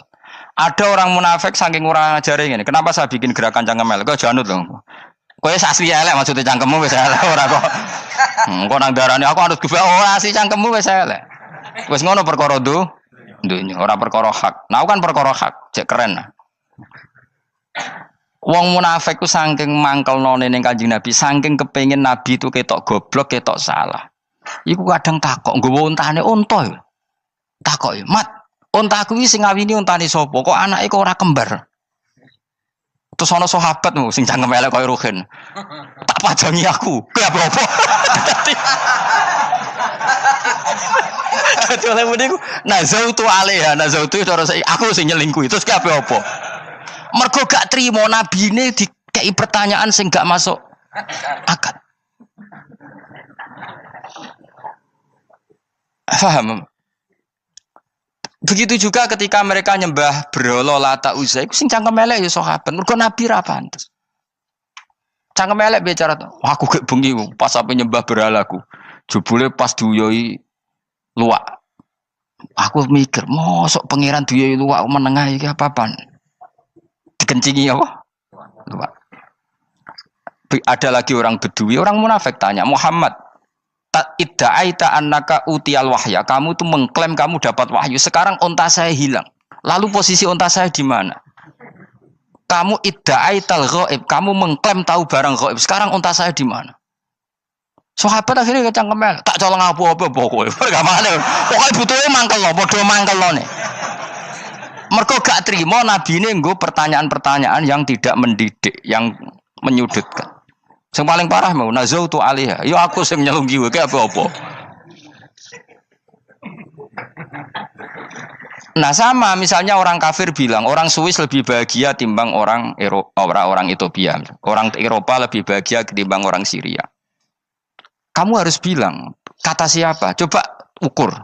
Kita yang miskin, kita yang tidak menteri, kita yang tidak siapa-siapa. Andai kan ditimbang kebahagiaan kita dengan menteri tidak mesti kalah. Mereka juga punya atasan yang mengganggu kan. Kue jadi buruh majikan ya tersita oleh atasan, menteri ya tersita oleh atasan. Kebebasannya ya ada yang tersita. Wayai pengen turu harus ngantor, wayai kepengen mangan harus rapat. Kamu ya tersita pe mangan ra kelar ya sesuai tersitanya macam-macam kan. Semua itu kita sama kok. Ada yang sesuatu yang kita tidak gesam, mereka juga sama ada sesuatu yang tidak. Ya. Sebenarnya pola hidup itu kan sama. Dan itu kadang-kadang yang jadi aman kadang-kadang mau cangkem elek sing iso jawabnya. Tapi saya ulang lagi itu nggak mungkin kamu nisbatkan kepada Rasulullah karena Rasulullah itu ahsanan nasi khalqom. Tapi ulama ben tetep ngene iki. Sing kaliber lho ya. Sing kira-kira cangkem elek tetep keramat kok kula lah minimal koyo kula. Kula nu cangkem elek tetep keramat. Kowe sopan tetep keramat ora ono ilmune kok. Entekno sopan ora ono pengaruh ya. Entekno sopan tetep keramat aku, yakin keramat aku. Baik sopan lah ya. Ora ono ilmune apa-apa. Sopan yo keliru, cangkem elek yo keliru, urip yo keliru, mati yo keliru, pokoke kadung keliru. Ana ulama diomongi, Pak Yai, kalau neraka itu, kalau setan dari api, kemudian setan disiksa api kan sejenis, susahnya apa? Kiai ini mangkel terus ngambil segenggam tanah disawur ora ini. Loro Yai, jare ke kota tanah, kena tanah kok loro. Enggak bisa seperti ini diberi penjelasan baik-baik kan. Setan itu kok geni Pak Yai, jare disiksa di neraka kan enggak apa-apa, sama-sama api. Kiai ini ngambil tanah swawur ora ini. Barang mau sakit Kiai, jare kota tanah, kena tanah kok sakit. Hanya jangan katakan kalau setan dari api kena api ndak sakit. Coba kamu kasih penjelasan baik-baik. Ngapunten nggih, umpami jenengan nggih, ngapunten lho niki. Ngapunten lho nggih, umpami jenengan nggih. Ngapunten lho. Kesuwen. Umpami jenengan kena tanah sepundi iki mboten napa-napa, kena tanah kula biasa. Kan kesuwen. Jadi nak mbok sawuri raine. Terus keliliben. Padahal materi manusia dari tanah, ternyata kena tanah sakit. Makanya dendam itu penting, tapi tadi loh ya, bukan dalam konteks dunia ning swarga. Allah iku wis gawe manusa iku duwe dengan tanda kutip dendam tadi. Dekne tetap gak terima. Orang yang dulu menghina saya iman, kemudian orang itu di surga gak terima. Makanya diberi hak untuk melihat bahwa temannya masuk neraka. Melane fattola'a fara'ahu fi sawail jahim. Kemudian temannya dilihat, kemudian temannya di neraka. Dan belum berhenti dendamnya di sini. Dia ngomel-ngomel, tawahi ingkit talaturdin. Kamu kan yang hampir saja menyesatkan saya. Jadi wong swarga nek ora ngomel ya ora lega. Ayo milih swarga apa milih dendam? Dendam. Jadi mulane ngaji ben kira, dadi ben lega apa? Dadi kowe kudu dendam kan. Kowe wong suga-suga kudu dendam. Jute gak dhisik suga, saiki suga aku jebule sing mbok dendami swargane sak dhuwur. Pancet wong suga menangan. Jadi kudu jelas ya. Jadi kenapa saya bilang cangkemel karena tadi dulu sahabat itu kadang kesulitan nanggepi komentare wong-wong munafik. Karena tadi itu Nabi itu, sama nak roh ceritanya Nabi dari sisi yang baik-baik saja. Maksudnya baik-baik itu sahabat merawakan Nabi. Wong munafik nak takok aneh-aneh. Ya Muhammad, onta aku iku rondo ireng kok anake rondo ngene iku sing majang ki sapa jare sahabat. Aku apa? Wong urusan onta kok ditakokno ora. Dadi niate nglecehno nabi, nabi takoki urusan. Lah kula misale kiai, alim alamah tukang maca jalan takoki, Gus dari rukin kula gak ada kucing, Gus. Niku rupane kok beda-beda nu sing majangi kucing putih, Gus. Aku kan ngenyek wong lho. Kiai ditakoki urusan perselingkuhane apa? Kucing. Bukan nabi itu kono mesti sahabat aku, terus kabeh apa? Ono sing ontane hilang Muhammad, kamu mengklaim tahu barang gaib. Lalu onta saya sekarang hilang di mana? Itu saya sahabat tak jupuk. Maksudnya sahabat tadi agak nyolong mangkel wae. Cara aku zaman sahabat kok menangi Nabi. Sing ilang ontamu, Nabi mbok takoki. Engko sing diunta ora iso njaga malah Nabi wong liya mbok takoki. Cok goblok. Enggak mungkin seperti ini kita baik-baik saja. Jajal misalnya ke sopan, ngapunten nggih, Nabi sukani hak mikir ya. Malah kumo luhur kan? Nabi kasih waktu untuk meditasi. Kan malah gak kasih sopan ngene iki. Unta-unta mudik takon Nabi lah gak wis ora melok di dunya kan lebih gampang. Gampang di cangkem melek cangkem apik. Jawab. Gampang cangkem melek. Makanya dulu mulai sahabat, ada sahabat kayak Umar, kayak Khalid bin Walid, gue jagani ngomong sing ini. Masyhur. Ono munafik nih takok, Muhammad, kamu betul Mi'raj? Iya. Sayyidina Ali diparani takok yo. Ali, sikile mangkat sitok diangkat. Angkat loro-loro ora iso. Ngono jare kancamu iso. Mergo artinya terbang kan kakinya terangkat semua. Sayyidina Ali karena wong pinter nganggep iku guyu tok Sayyidina Ali. Bareng takok Umar, kan dekne kepengen mengalahkan Nabi dan mengalahkan Ali. Terakhir ning Umar. Mar, kowe iso ngangkat sikilem sitok. Ta ini. Pekno pedang mbek Umar. Kewan iki. Ngono ku ora iso diadepi api-apian. Kok Umar wis ngerti iki ora kena diterangno mbek akal. Makanya saya punya rencana, umpama aku menangi Nabi, itu sangat melek. Nabi ra usah ben tetap ahsana nasi kholqom. Nabi kita selamatkan supaya tetap steril. Masyhur kan, jadi ada orang Yahudi itu membawa kambing mati kan. Wedhus lu mati. Ya Muhammad, kambing yang mati ini yang bunuh siapa? Karena Nabi orang tauhid ya Allah. Yang bunuh kambing mati itu Allah. Agamamu ini aneh Muhammad. Yang dibunuh Allah langsung orisinil haram, yang lewat tangan-tangan jahil manusia halal. Itu sing disebut wa kadzalika ja'alna likulli nabiyyin aduwan syayatinal insi wal jin yuhi ba'dhum la ba'din zukhrufal qauli ghurur. Coba cara aku menangi Nabi. Kan nak cara medis kan jelas ya, kan tentu sehat yang disembelih karena darahnya keluar. Tapi mereka ngomong wong orisinil dibunuh wong langsung kok malah haram yang dibunuh manusia. Ini aneh mata agama. Cara aku menangi zaman Nabi, yo no pangan dhewe ngono kowe sing gampang dikira-kira. Tapi ora aja Nabi lho sing ngendikan. Kowe wae sing penggemar Nabi. Kancang kemelek pantes selain bakat yo ora bakal dadi nabi wis.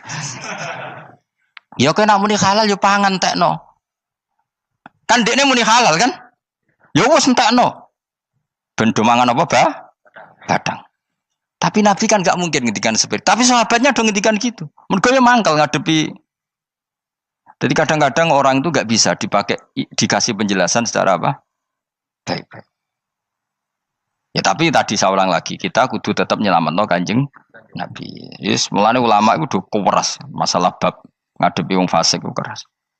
Masyhur Sidina Ali nanti debat be orang ateis. Ali, kowe sare terkenal sahabat Nabi paling cerdas. Umpama kowe wis mbok rewangi salat, mbok rewangi poso, kemudian sok ben mati ra ono apa-apa.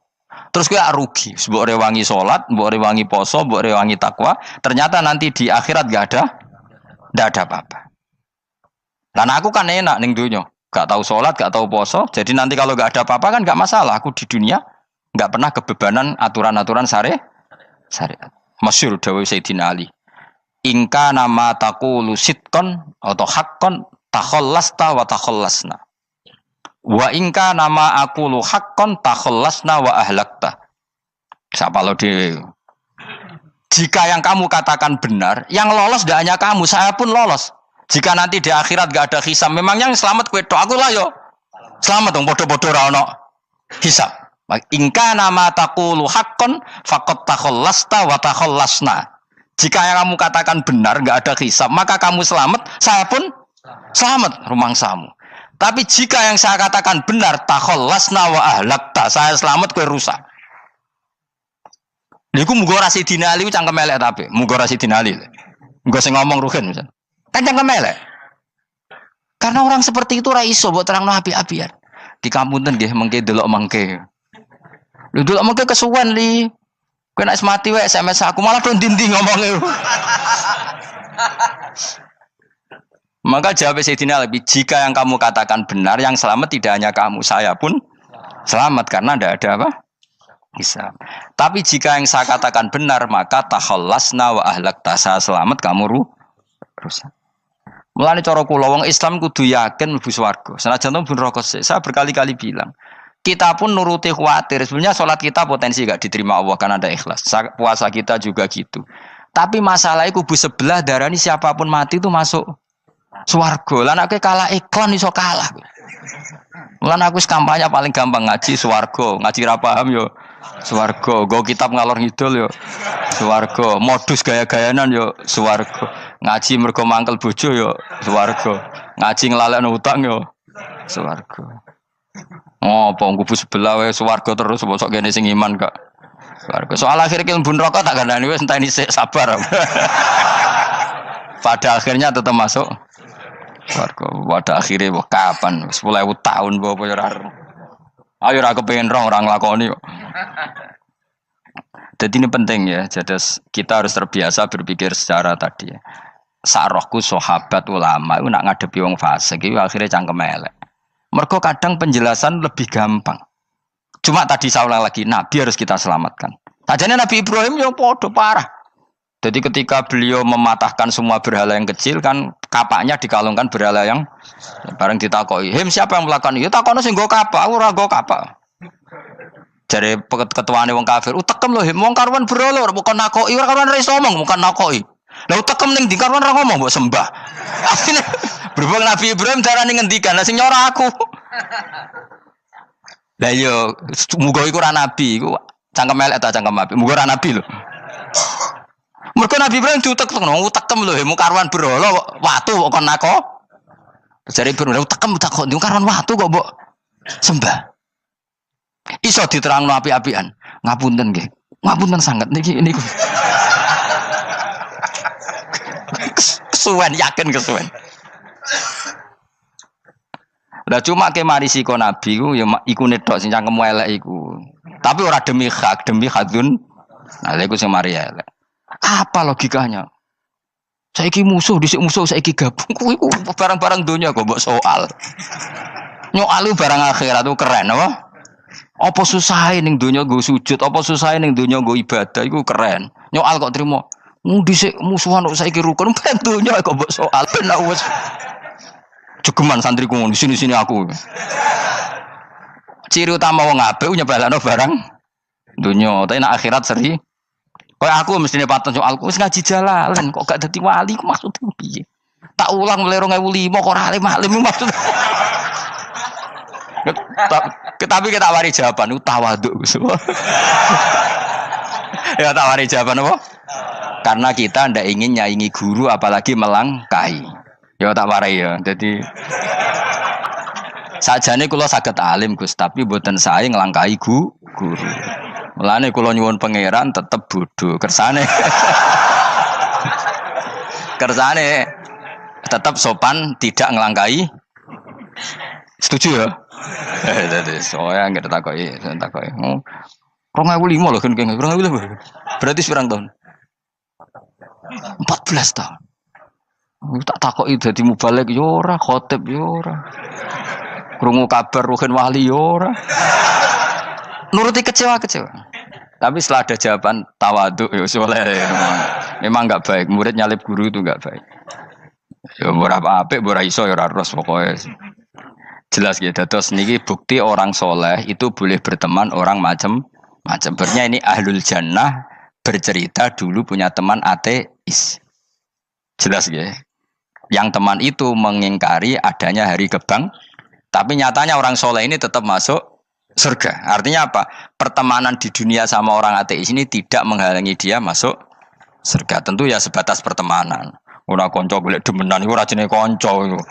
Maksudnya berteman mungkin satu kantor atau ditakdir tetangga atau ditakdir apa. Tentu tidak ngikuti apa kemaksiatannya, tapi tetap berteman.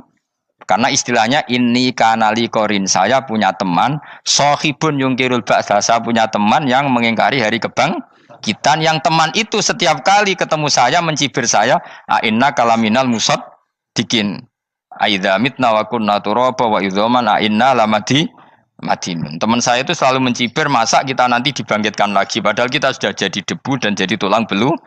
Lalu teman saya ini nasibnya gimana? Tersama Allah dipertontonkan, contohnya teman itu masuk neraka. Intinya apa? Orang soleh ini ketika di dunia punya teman orang tidak soleh, dan itu tidak disalahkan Allah. Tetap dia ahli jannah, dan temannya karena salah tetap ahli. Nah, hanya gak ada cerita terus berhubungi kancamu, kowe mlebu neraka ndak. Makanya kita rileks saja di Indonesia. Kancanan tonggo macam-macam tenang aja.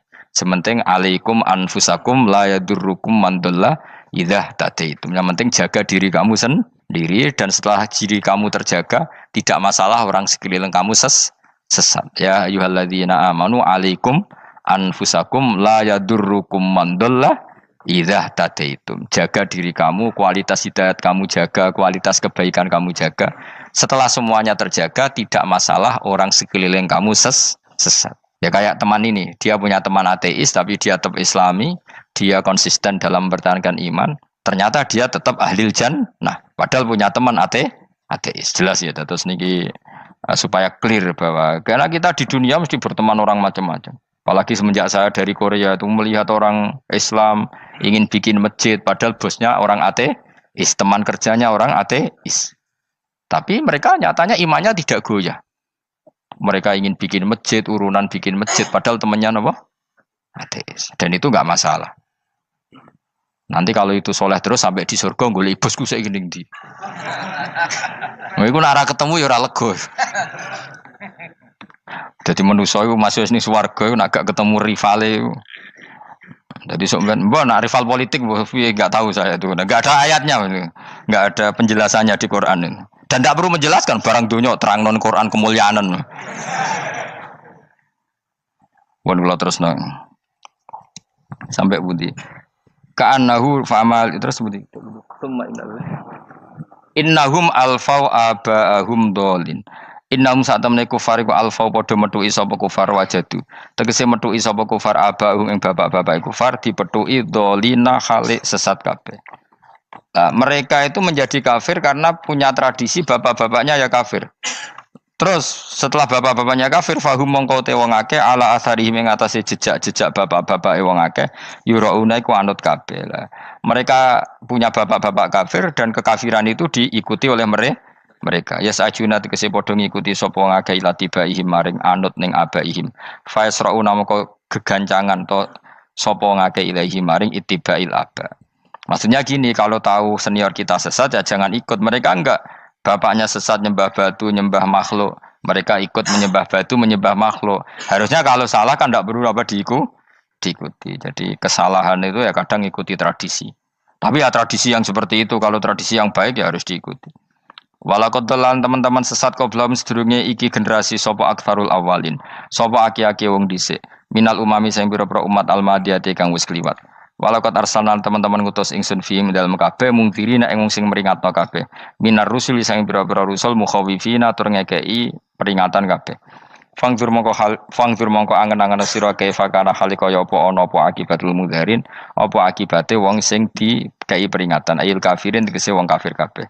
Ai akibatuhum tegese uta akibate kabeh akhir dari perjalanan mereka wa aladabu siksa. Orang yang tidak iman pasti akhir perjalanannya siksa. Senajan to ning donya mereka ngelola dunia lebih baik ketimbang kita, kehidupan dunianya lebih baik ketimbang kita. Intinya kowe aja sampai kalah donya kalah akhirat. Awas kene. Kalah donya aja sampai sini-sini wong. Sego jalalan jebule kalah donya. Gunane apa nggo konsep jalalan ngalor gitu. Tutu isi jalalan kalah di dunia menang akhirat. Jebule kalah pisan. Innalillahi wa inna ilaihi raji'un. Awas ke sebenarnya swarga sini-sini wong. Illa ibadah wahi kecuali pira-pira kaulian Allah al-mukhlasina kang ikhlas kabeh, al-mukminina kang mukmin kabeh. Fa innahu mongko satune ibadu wa al-mukhlisin utawa al-mukhlasin iku najau. Iku selamat sapa kabeh minal adabi sanging siksa. Li ikhlasihim krana ikhlase wong akeh fil ibadati ing ibadah. Nak kira iki ta apa? Illa ibadah wahil mukhlasin sami nggih. Fathah. Kira iki ta napa? Lame fathah. Illa ibadah wahil mukhlasin. Tapi ana sing kira mukhlisin apa mukhlasin? Kira iki to. Hah? Ora lha jeng nang Qur'ane Quran. Mukhlas. Auli anna wa ta satemne wa ta'ala akhlasa nyelametno sapa mikhlasno sapa ing kabeh lah krana ikilah amal ala qiraati fathil lam ing atase wacanan maca lam. Dadi qiraah itu ada illa ibadah wahil mukhlisin, ada illa ibadah wahil mukhlasin. Jadi mang dua qiraah. Tapi ki anut sing umum ya, aja aneh-aneh. Walaqad nadana nuhun falanikmal mujibun.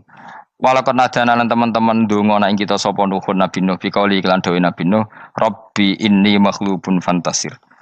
Rabbi do pengiran ingsun ini sak temen ingsun makhlubun den kalahno, fantasir mongko kula aturi nulungi panjenengan. Fala ni'mal mujibun, mongko iku banget nikmate sapa al mujibun, sapa zat sing nyembadani lagu maring Nuh nahnu te kita. Aida'ana ala qaumi. Maksudnya Nabi Nuh ketika tertekan oleh kaumnya, kemudian Nabi Nuh berdoa kepada saya. Dan saya kata Allah fala ni'mal muji bundat terbaik yang memberi terkabulnya doa itu fala ni'mal mujibun. Ya Nuh berdoa kepada saya kata Allah dan saya kata Allah adalah zat terbaik yang bisa mengabulkan doa. Itu jenenge apa fala ni'mal mujibun. Eda ana tekse ndonga sapa Nuh nak ing kita ala qaumihi ing atase kaum Nabi Nuh fa ahlaknahum mongko ngrusak ingsun ing kaum Nabi Nuh bil gharaqi kelawan tenggelam. Jadi kowe nak mangkel mbek wong-wong sing ora iman, iku pilihane iku kowe parek pangeran. Nak parek pangeran nak sing ora iman dikalahno pangeran. Kowe ora usah dadi ekstremis, malah ribet dhewe. Pasrahno napa pangeran. Lah nek kira wali ora mandi-mandi, ora mandi ya wis. Sementing kowe ning donya bernegara secara sehat, gak perlu dadi napa? Teroris, gak perlu dadi napa? Ekstremis. Karena Nabi Nuh ketika mangkel mbek kaume, Nabi Nuh ngebom mereka apa matur pangeran? Matur pangeran, kemudian pangeran sendiri yang ngambil napa tindakan. Kowe yo ngono mbek musuh-musuhmu sing hasud mbek kowe. Tapi embuh kok nang pangeran malah bela kono. Lah kadang musuhmu luwih bener timbang kono ya. Timbang kowe. Kono kerja keras sugih. Terus duweni kowe kere turu. Terus mbok pasutno jebule pangeran bener. Kok kowe pemalas. Kono bekerja keras. Yo embuh nang ngono. Lan juga mati musuh wong saleh. Mergo nak maksudno malah balik ning kowe. Dia musuh sing ra saleh dadi menang kowe. Nak padha ra saleh ya mbok ra jelas.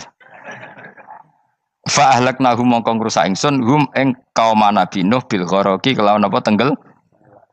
Sing jelas nabi-nabi dulu nak kecewa mbek musuhe iku mature teng pangeran. Mboten kalau perang itu beda loh. Nabi kalau perang dia perang di arena perang di Badar di Uhud. Jadi janjian terus duel. Ora kok musuhe turu terus di sebelah iku mboten enten ngono. Ya kalau mau perang ya janjian, jadi fair. Mereka nantang Nabi, tentu kan tidak baik kalau kebenaran ditantang kebatilan tidak berat. Terus akhirnya ya duel ini wow. Tidak. Yang jelas perang itu tidak sepihak. Makanya bahasa Arabnya takotul, saling perang. Jadi wazan kalau dalam nahwu itu dalam sorof itu qatala itu wazannya musyarakah. Musyarakah itu saling merang, saling nyerang. Jadi nggak boleh sepihak. Makanya janjian oke, mau iduna badrun. Kita perjanjian kita ketemu di apa? Badar terus ketemu. Ora kok limbe-limbenan niku mboten. Memang tarung. Jadi keren. Sing kalah ya keren, sing menang ya keren. Mergo corong Jawa wani adep. Mboten nyulik niku mboten. Sehingga disebut muqatalah atau napa kital. Masdarnya itu qatala yuqatilu muqatalatan. Malah latihan sorab lah jong. Karena syarat mufassir itu harus ahli nawa sorab. Wa najinahu lan nyelametno ingsun ing Nabi Nuh wa alahu lan keluargane Nabi minal karfil azim saking banjir sing gedhe. Ail gharqi tegese selamat sangka tenggelam. Wa ja'alna lan gawe ingsun zuriyata yang anak turun Nabi Nuhum al-bakin. Fanasu mongko te manusa kuluhum sakabehane nasiku minasli sanging turun Nabi Nuh alaihis salam. Makanya jenengan yang syukur. Jadi turunan yang sekarang itu sudah steril. Saya ulang lagi. Kamu ini sudah turunan yang steril. Tidak ada bapak yang kafir. Yo kowe kabeh sing ngaji Jalalain. Kowe kabeh. Ini mbah-mbah kamu sudah apa? Steril. Karena manusia pertama Nabi Adam, terus Nabi Adam seterusnya itu masih ada yang kafir macam-macam. Era Nabi Nuh ini bapak kedua. Sing kafir tenggelam kabeh, terus ada orang 80 semuanya mukmin. Makanya kita-kita yang sekarang itu istilahnya Allah dzurriyyataman hamalna ma'nuh. Kita ini turunan orang yang diangkat di perahunya Nabi Nuh. Makanya manusia pertama dari Nabi Adam, terus itu masih macam-macam. Era setelah Nabi Nuh sudah steril, enggak ada lagi yang apa? Kafir. Umpama mbah-mbahmu ana sing kafir meneh, iku ya kafir sing ora asli. Sehingga engkau ya langkai wae. Mesti aja anggap langkai wae. Terus melok mbah sing nopo? Sing mukmin. Ya jelas ya, fannasu kulluhum min naslihi alaihis salam. Jadi setelah periode banjir itu semua manusia itu sudah turunan Nabi Nuh dan pas itu sudah steril semuanya apa? Mukmin. Ya orang 80 semuanya orang apa? Nah, setelah itu ada lagi yang kafir. Lah aku ora roh iku sing dadi mbahmu ta ora roh. Ya ora perlu roh kowe. Mulane ora apal nasab ku penting kanggo biasa ben ora roh. Tadi fanasu mongko te manusa kulo kabeh nas iku minaslihi sanging turunan Nabi Nuh alaihissalam. Bakana lan ana iku lahu kedene sapa salah satu auladin sapa telu pira-pira anak Sam. Pertama Sam wa Abul Arab wa Faris wa Rum wa Ham wa Abu Sudan. Sing Ham Abu Sudan, bapake wong napa? Sudan. Wa Yafas, ana sing maca Yafis. Yafas Abu Turki, bapake wong pundi? Wal Khazar, wa Ya'jud wa Ma'jud wa Magunali. Gambuh kowe minduane sing tirar babamu sing. Abul Arab ira ngempek sek. Persi kita ya kurang ganteng. Rom kira ora wong Itali. Kowe turunan ndi? Ham iku paling Abu Sudan wong ireng-ireng. Paling iku. Wis ben ngono, ben wis. Wa tarakna alaihi fil akhirin. Wa tarakna lan nyisano ingsun apa koina tegese nyisano ingsun ali ngatasin no tak sisano sanaan khali dadi pangaleman hasanan kang apik fil akhirin ing dalem periode-periode sing akhir. Minal anbiya sing pira-pira nabi wal umami lan pira-pira umat ila yaumil kiamat itu maka maring dina kiamat.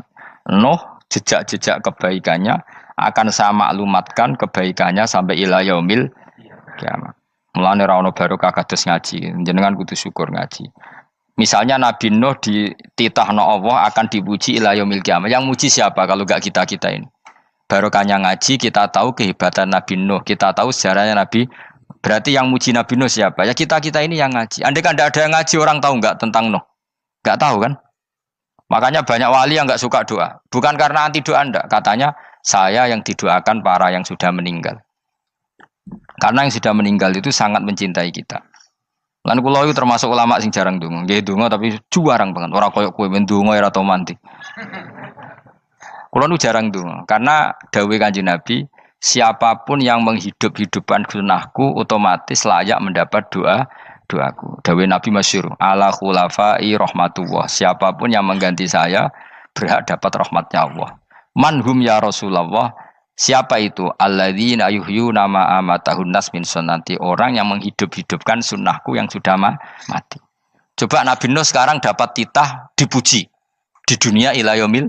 Yang muji siapa coba? Kita-kita kan. Karena kita menerangkan sejarah Nabi Nuh bahwa beliau adai ila Allah, beliau konsisten berjuang ila tauhid. Coba kalau tidak ada orang ngaji. Siapa yang tahu Nabi Nuh?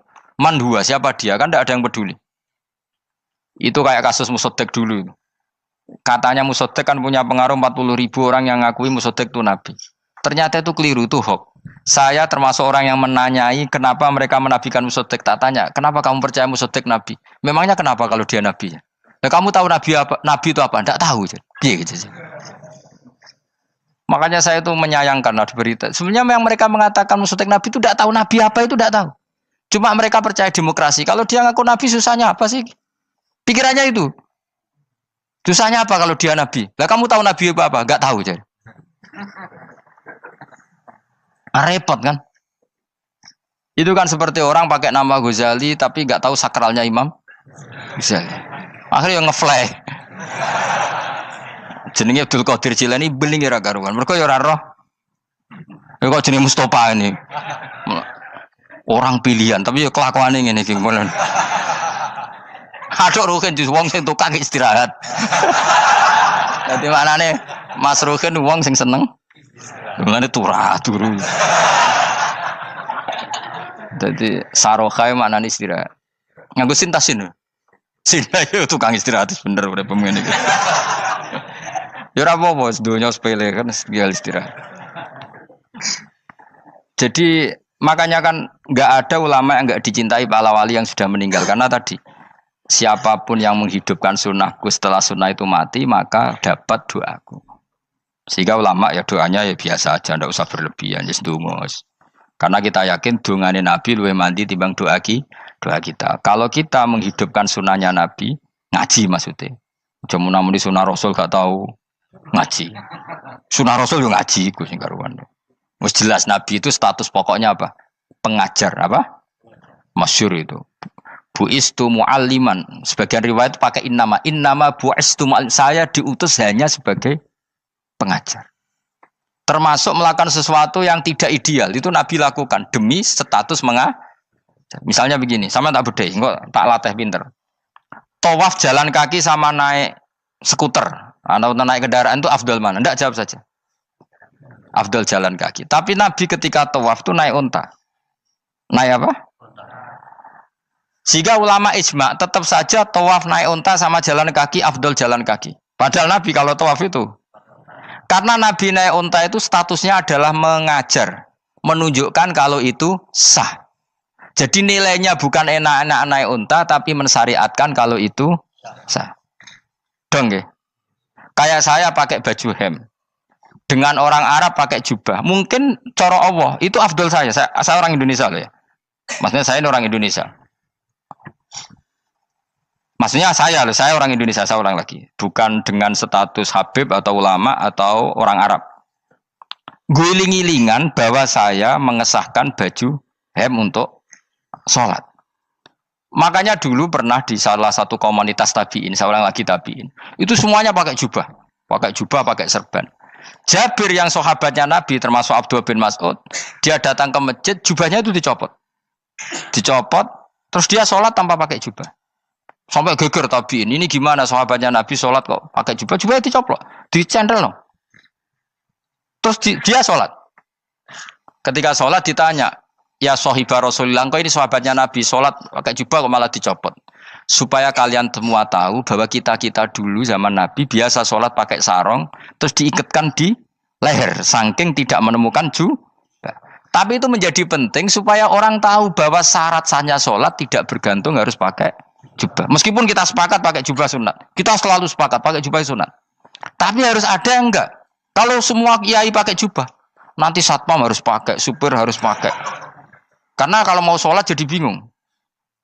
Ini barokahnya Jabir, orang tahu oh, ternyata sholat itu yang paling pokok adalah nutupi aurat. Sama Rasulullah itu kadang tidak melakukan ibadah kelas paling afdol. Kayak tadi beliau tawaf naik unta. Tapi itu menjadi afdol karena nilainya mengajarkan bahwa itu sah. Paham ya? Terus beda. Perilaku sama pengajaran itu beda. Rasulullah itu nggak mungkin sholat lupa. Tapi Nabi pernah lupa. Andai kan Nabi tidak pernah lupa, kita tidak tahu caranya kalau sholat masyhur itu. Nabi pernah sholat hanya 2 rakaat. Terus beliau akan pulang. Terus sahabat diam semua karena mereka punya adab. Terus ada orang yang agak bedui. Aku sirati sholatu amnasita ya Rasulullah. Ini sholat model qashar apa memang kau lupa? Karena sahabat mulai dulu sudah ngerti usul fikih. Kalau ini duhur 2 rakaat, mulai besok berarti 2. Karena ngambil yang paling akhir. Zaman Nabi kan ada nasa mansuh. Kalau tak kemarin duhur 2, berarti duhur terkini 2. Terus Nabi balik lagi ke majelis, mengkonfirmasi ahakun maqala Dzulyaden, apa yang dikatakan Dzulyaden tadi benar. Iya ya Rasulullah, engkau tadi sholat hanya 2. Terus Nabi takbir menambahi 2 rakaat. Artinya apa? Kalau kamu lupa itu tidak harus mengulang dari awal, cukup bina meneruskan. Sehingga misalnya kita tawaf sudah 3 putaran, terus kita batal, ya kita wudu saja. Mulai awal apa teruskan terus keempat? Coba kalau Nabi gak pernah salah seperti itu, kita tidak tahu cara ngelola kesalahan. Ya misalnya kamu tawaf terus batal, kamu wudu nambah keempat apa mulai dari awal? Nambah keempat, karena setiap seperti itu bana alama fa'ala, harus meneruskan, bukan andai kan Nabi tidak pernah melakukan itu, kita tidak tahu caranya. Ojo kok malah komentar sholat nganti lali kowe eling opo wae, cangkemmu. Laline Nabi ora koyo lalimu. Mulane ana imam salat salah iku anggap ae niru Nabi. Cuma bedanya Nabi untuk ganjaran wong iku gak ngono, tapi tetep. Jadi Nabi itu beberapa kali itu ngalami sesuatu yang tidak afdol. Tujuannya satu, untuk pelajaran. Makanya masyhur itu riwayat ma kuntu ansa walakin unassa li as-sunnah. Saya itu tidak pernah lupa, tapi sama Allah didesain lupa li as-sunnah supaya itu jadi sunnah. Jadi ma kuntu ansa walakin unassa li as-sunnah. Jadi saya tidak pernah lupa, tapi sama Allah didesain lupa supaya jadi sunnah cara ngelola kelupaan. Misalnya sholat 3 apa 4, milih 3. Milih al-aqal. Karena itu satu-satunya cara. Sehingga Nabi didesain pernah sholat hanya 2 rakaat, terus diingatkan sama sahabat. Terus itu jadi sunnah caranya ngelola caranya ngelola lupa. Begitu seterusnya. Nabi ngendikan al-ajur bi qadri ta'ab secara makna seperti itu. Tapi Nabi sendiri tawaf itu naik unta. Sehingga sekarang ada orang naik skuter, naik kursi roda, itu dikiaskan karena Nabi dulu pernah berkendara. Coba kalau Nabi tidak pernah berkendara, wong sing lumpuh gak iso tawaf, wong sing sakit gak bisa tawaf karena gak ada riwayat Nabi pakai kendaraan. Tapi barokahnya Nabi pakai kendaraan, semua referensi itu gampang. Meskipun Nabi sendiri pas itu masih sehat, sangat sehat. Tapi biar jadi sunnah, kalau seperti itu tidak apa. Karena tadi Nabi itu yang penting buistu mu'alliman, saya diutus sebagai pengajar. Kadang Nabi melakukan sesuatu itu tidak ideal. Tapi tidak ideal yang akhirnya malah lebih ideal ketimbang ideal kita. Karena apa? Nilainya taklim, mengajarkan. Itu masyhur itu dalam ilmu ushul fikih. Jadi yang dilakukan Nabi jaiz, biasa-biasa saja atau boleh, itu statusnya bagi Nabi adalah fardhu ain karena liwujubi taklim, karena menjadi kewajiban mengajar. Masyhur itu jadi dalam usul fikih itu. Karena Nabi berkeharusan menjelaskan. Sehingga kamu jangan tanya, apakah yang dilakukan Nabi itu mesti kelas paling utama? Jawabannya ya, misalnya gini. Nabi itu sangat mencintai Qiyamul Lail. Sangat-sangat mencintai Qiyamul Lail. Tapi Nabi hari keempat itu sudah gak mau ikut sholat di masjid. Terus ada riwayat, kubu sebelah bilang Nabi baru sholat 2 rakaat terus enggak. Ada yang bilang 8. Macam-macam. Nah, yang jelas orang sepakat riwayat itu, hari keempat Nabi sudah gak sholat di masjid. Dan itu bagus bagi Nabi, meskipun bagi kita agak bagus. Kenapa? Andai kan Nabi sholat Qiyamul Lail selalu di masjid dan selalu 20 rakaat atau selalu 8 rakaat, pasti orang ngira itu fardhu ain. Bahwa Qiyamul Ramadan harus apa? Di masjid. Dan harus 20 rakaat atau 8. Tapi Nabi dari awal sholat itu tidak konsisten. Kadang 2 rakaat, kadang 4 rakaat, kadang 6 rakaat, kadang 9 rakaat langsung, tanpa salam. Full langsung salam. Kadang 2 salam, kadang 9 rakaat.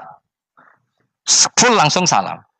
Akhirnya apa? Imam Syafi'i berkesimpulan yang namanya tasyahud awal itu sunat. Kamu sekarang sholat duhur, keyakinan kamu tasyahud awal sunat gak menurut mazhab Syafi'i? Sunat kan? Karena Nabi pernah sholat malam 9 rakaat langsung tanpa tahiyat. Salam 1. Nah karena Nabi tidak konsisten juga beberapa kali meninggalkan itu, umatnya tahu kalau tarawih itu sunat. Sehingga bakulmi ya tetap adolmi yang tatpam tetap jaga. Dan orang tidak akan mencibir itu karena memang ada yang pulang tarawih, ada yang enggak, dan itu kebanyakan. Ya barokah Nabi tadi. Loh saya betul, saya itu tidak sombong. Saya itu punya pondok, punya santri banyak. Sampai sekarang saya kadang ya tidak tarawih, ya ora delik biasa.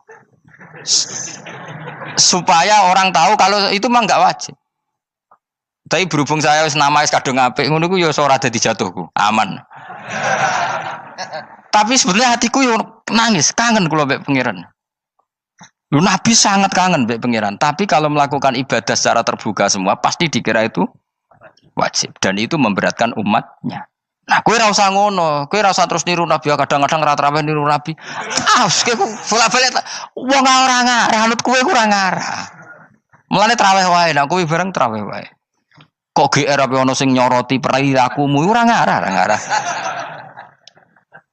Makanya kenangannya Sayyidah Aisyah itu, kenangannya beliau itu wa in, sama siapa teks hadisnya ini ada di Sahih Muslim, wa in kana Rasulullah la yadaul amal wa yuhibbuhu makhafata ayyufrada alaihim. Sungguh Rasulullah itu sangat mencintai amal tapi beliau terpaksa meninggal Jadi Nabi itu sangat merindukan amal, tapi terpaksa beliau meninggalkannya, takut itu dianggap wajib. Misalnya Nabi siwakan. Kebayang nggak kalau kamu bangun tidur nemuin bupati, nggak kebayang. Nemuin presiden apalagi nggak kebayang. Lalu kamu bangun tidur langsung sholat, wudhu terus sholat tanpa siwakan, kebayang nggak? Kan nggak kebayang. Jika kata Nabi, umpama saya itu tidak memikirkan umat saya, sikatan itu tak wajibkan setiap orang mau sholat. Wong kita mau ketemu presiden, menteri saja, bangun tidur mesti sikatan dulu baru ketemu. Masa ketemu Allah tidak sikatan? Artinya Nabi itu nggak kebayang, nggak pakai siwak itu nggak kebayang, karena mau sowan pangeran. Padahal lisannya Nabi sudah thayyib, sudah wangi. Tapi Nabi terpaksa kadang-kadang meninggalkan siwakan itu, karena takut nanti dikira wajib. Kayak apa Nabi? Artinya Nabi pas siwakan ya baik karena menunjukkan itu sunnah, pas tidak juga baik karena ini menjadi pelajaran kalau itu tidak wajib. Lah anak kowe pas ra siwakan mergo dablek ngono lho. Mulane kowe ojo kan kayak jajal ya kangkang sing biasa rokokan, bariku ana komat langsung salat tas siwakan. Sing biasa ngaji sore lho ora usah contoh adu-adu. Gak kelakuanem lho. Iku perkara niru Nabi ta perkara rasa-rasa? Nah, jawab. Jadi Nabi itu beda. Perilaku apa saja itu jadi teladan, akhirnya jadi referensi. Begitu juga Nabi yang mensunatkan sunat safar, sunat kudum. Tapi Nabi beberapa kali ada sholat. Ada sahabat yang selalu sholat safar. Kalau pergi sholat, kalau datang sholat.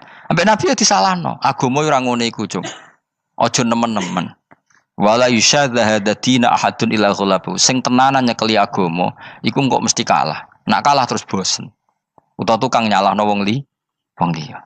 Coba kamu kalau gak pernah tahajud, roh wong turu terus Bu Arani Zaid turu, Ruhin turu. Jajal kita tahajud rong minggu. Oh kebo turah turu. Lha tahajud rong minggu ngebok-ngebokno wong kan itu. Mulane salehmu bahaya. Mulane aku seneng saleh pas-pasan ini seneng. Sekali over city mesti cangkemmu elek. Aku sih yakin lho. Wes rai-rai ini ketara, aku sapal.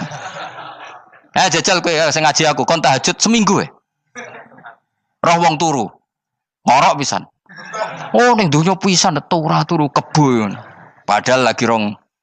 Kayak apa kalau kita tahajud setahun? Mulane orang ngekeki rezeki kita tahajud wis diangen-angen iku kira-kira oh bahaya aja iki nak tahajud.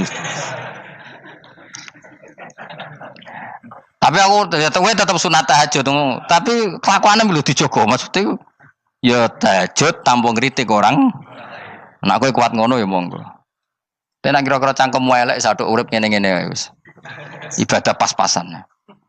Wong nggo model hadis Arabi, ya Rasulullah, betul salat itu hanya 5 kali sehari ya. Enggak ada yang lain yang wajib ndak. Demi Allah saya ndak akan menambahi dan ndak akan mengurangi. Pas. Wis wae makom kula wis wong desa niku mawon. Daripada nambahi tapi akhirnya kecang. Nek sampean ape ibadah sak ndure kula nggih monggo. Itu lebih baik. Wis ra alim ra ibadah terus kabeh opo. Nah kula kan ketambal ngalim. Kurang ibadah menang alim. Lan aku ya kurang ibadah menang apa? Menang kasus. Tapi Rasulullah itu tersiksa yang jelas. Beliau itu kalau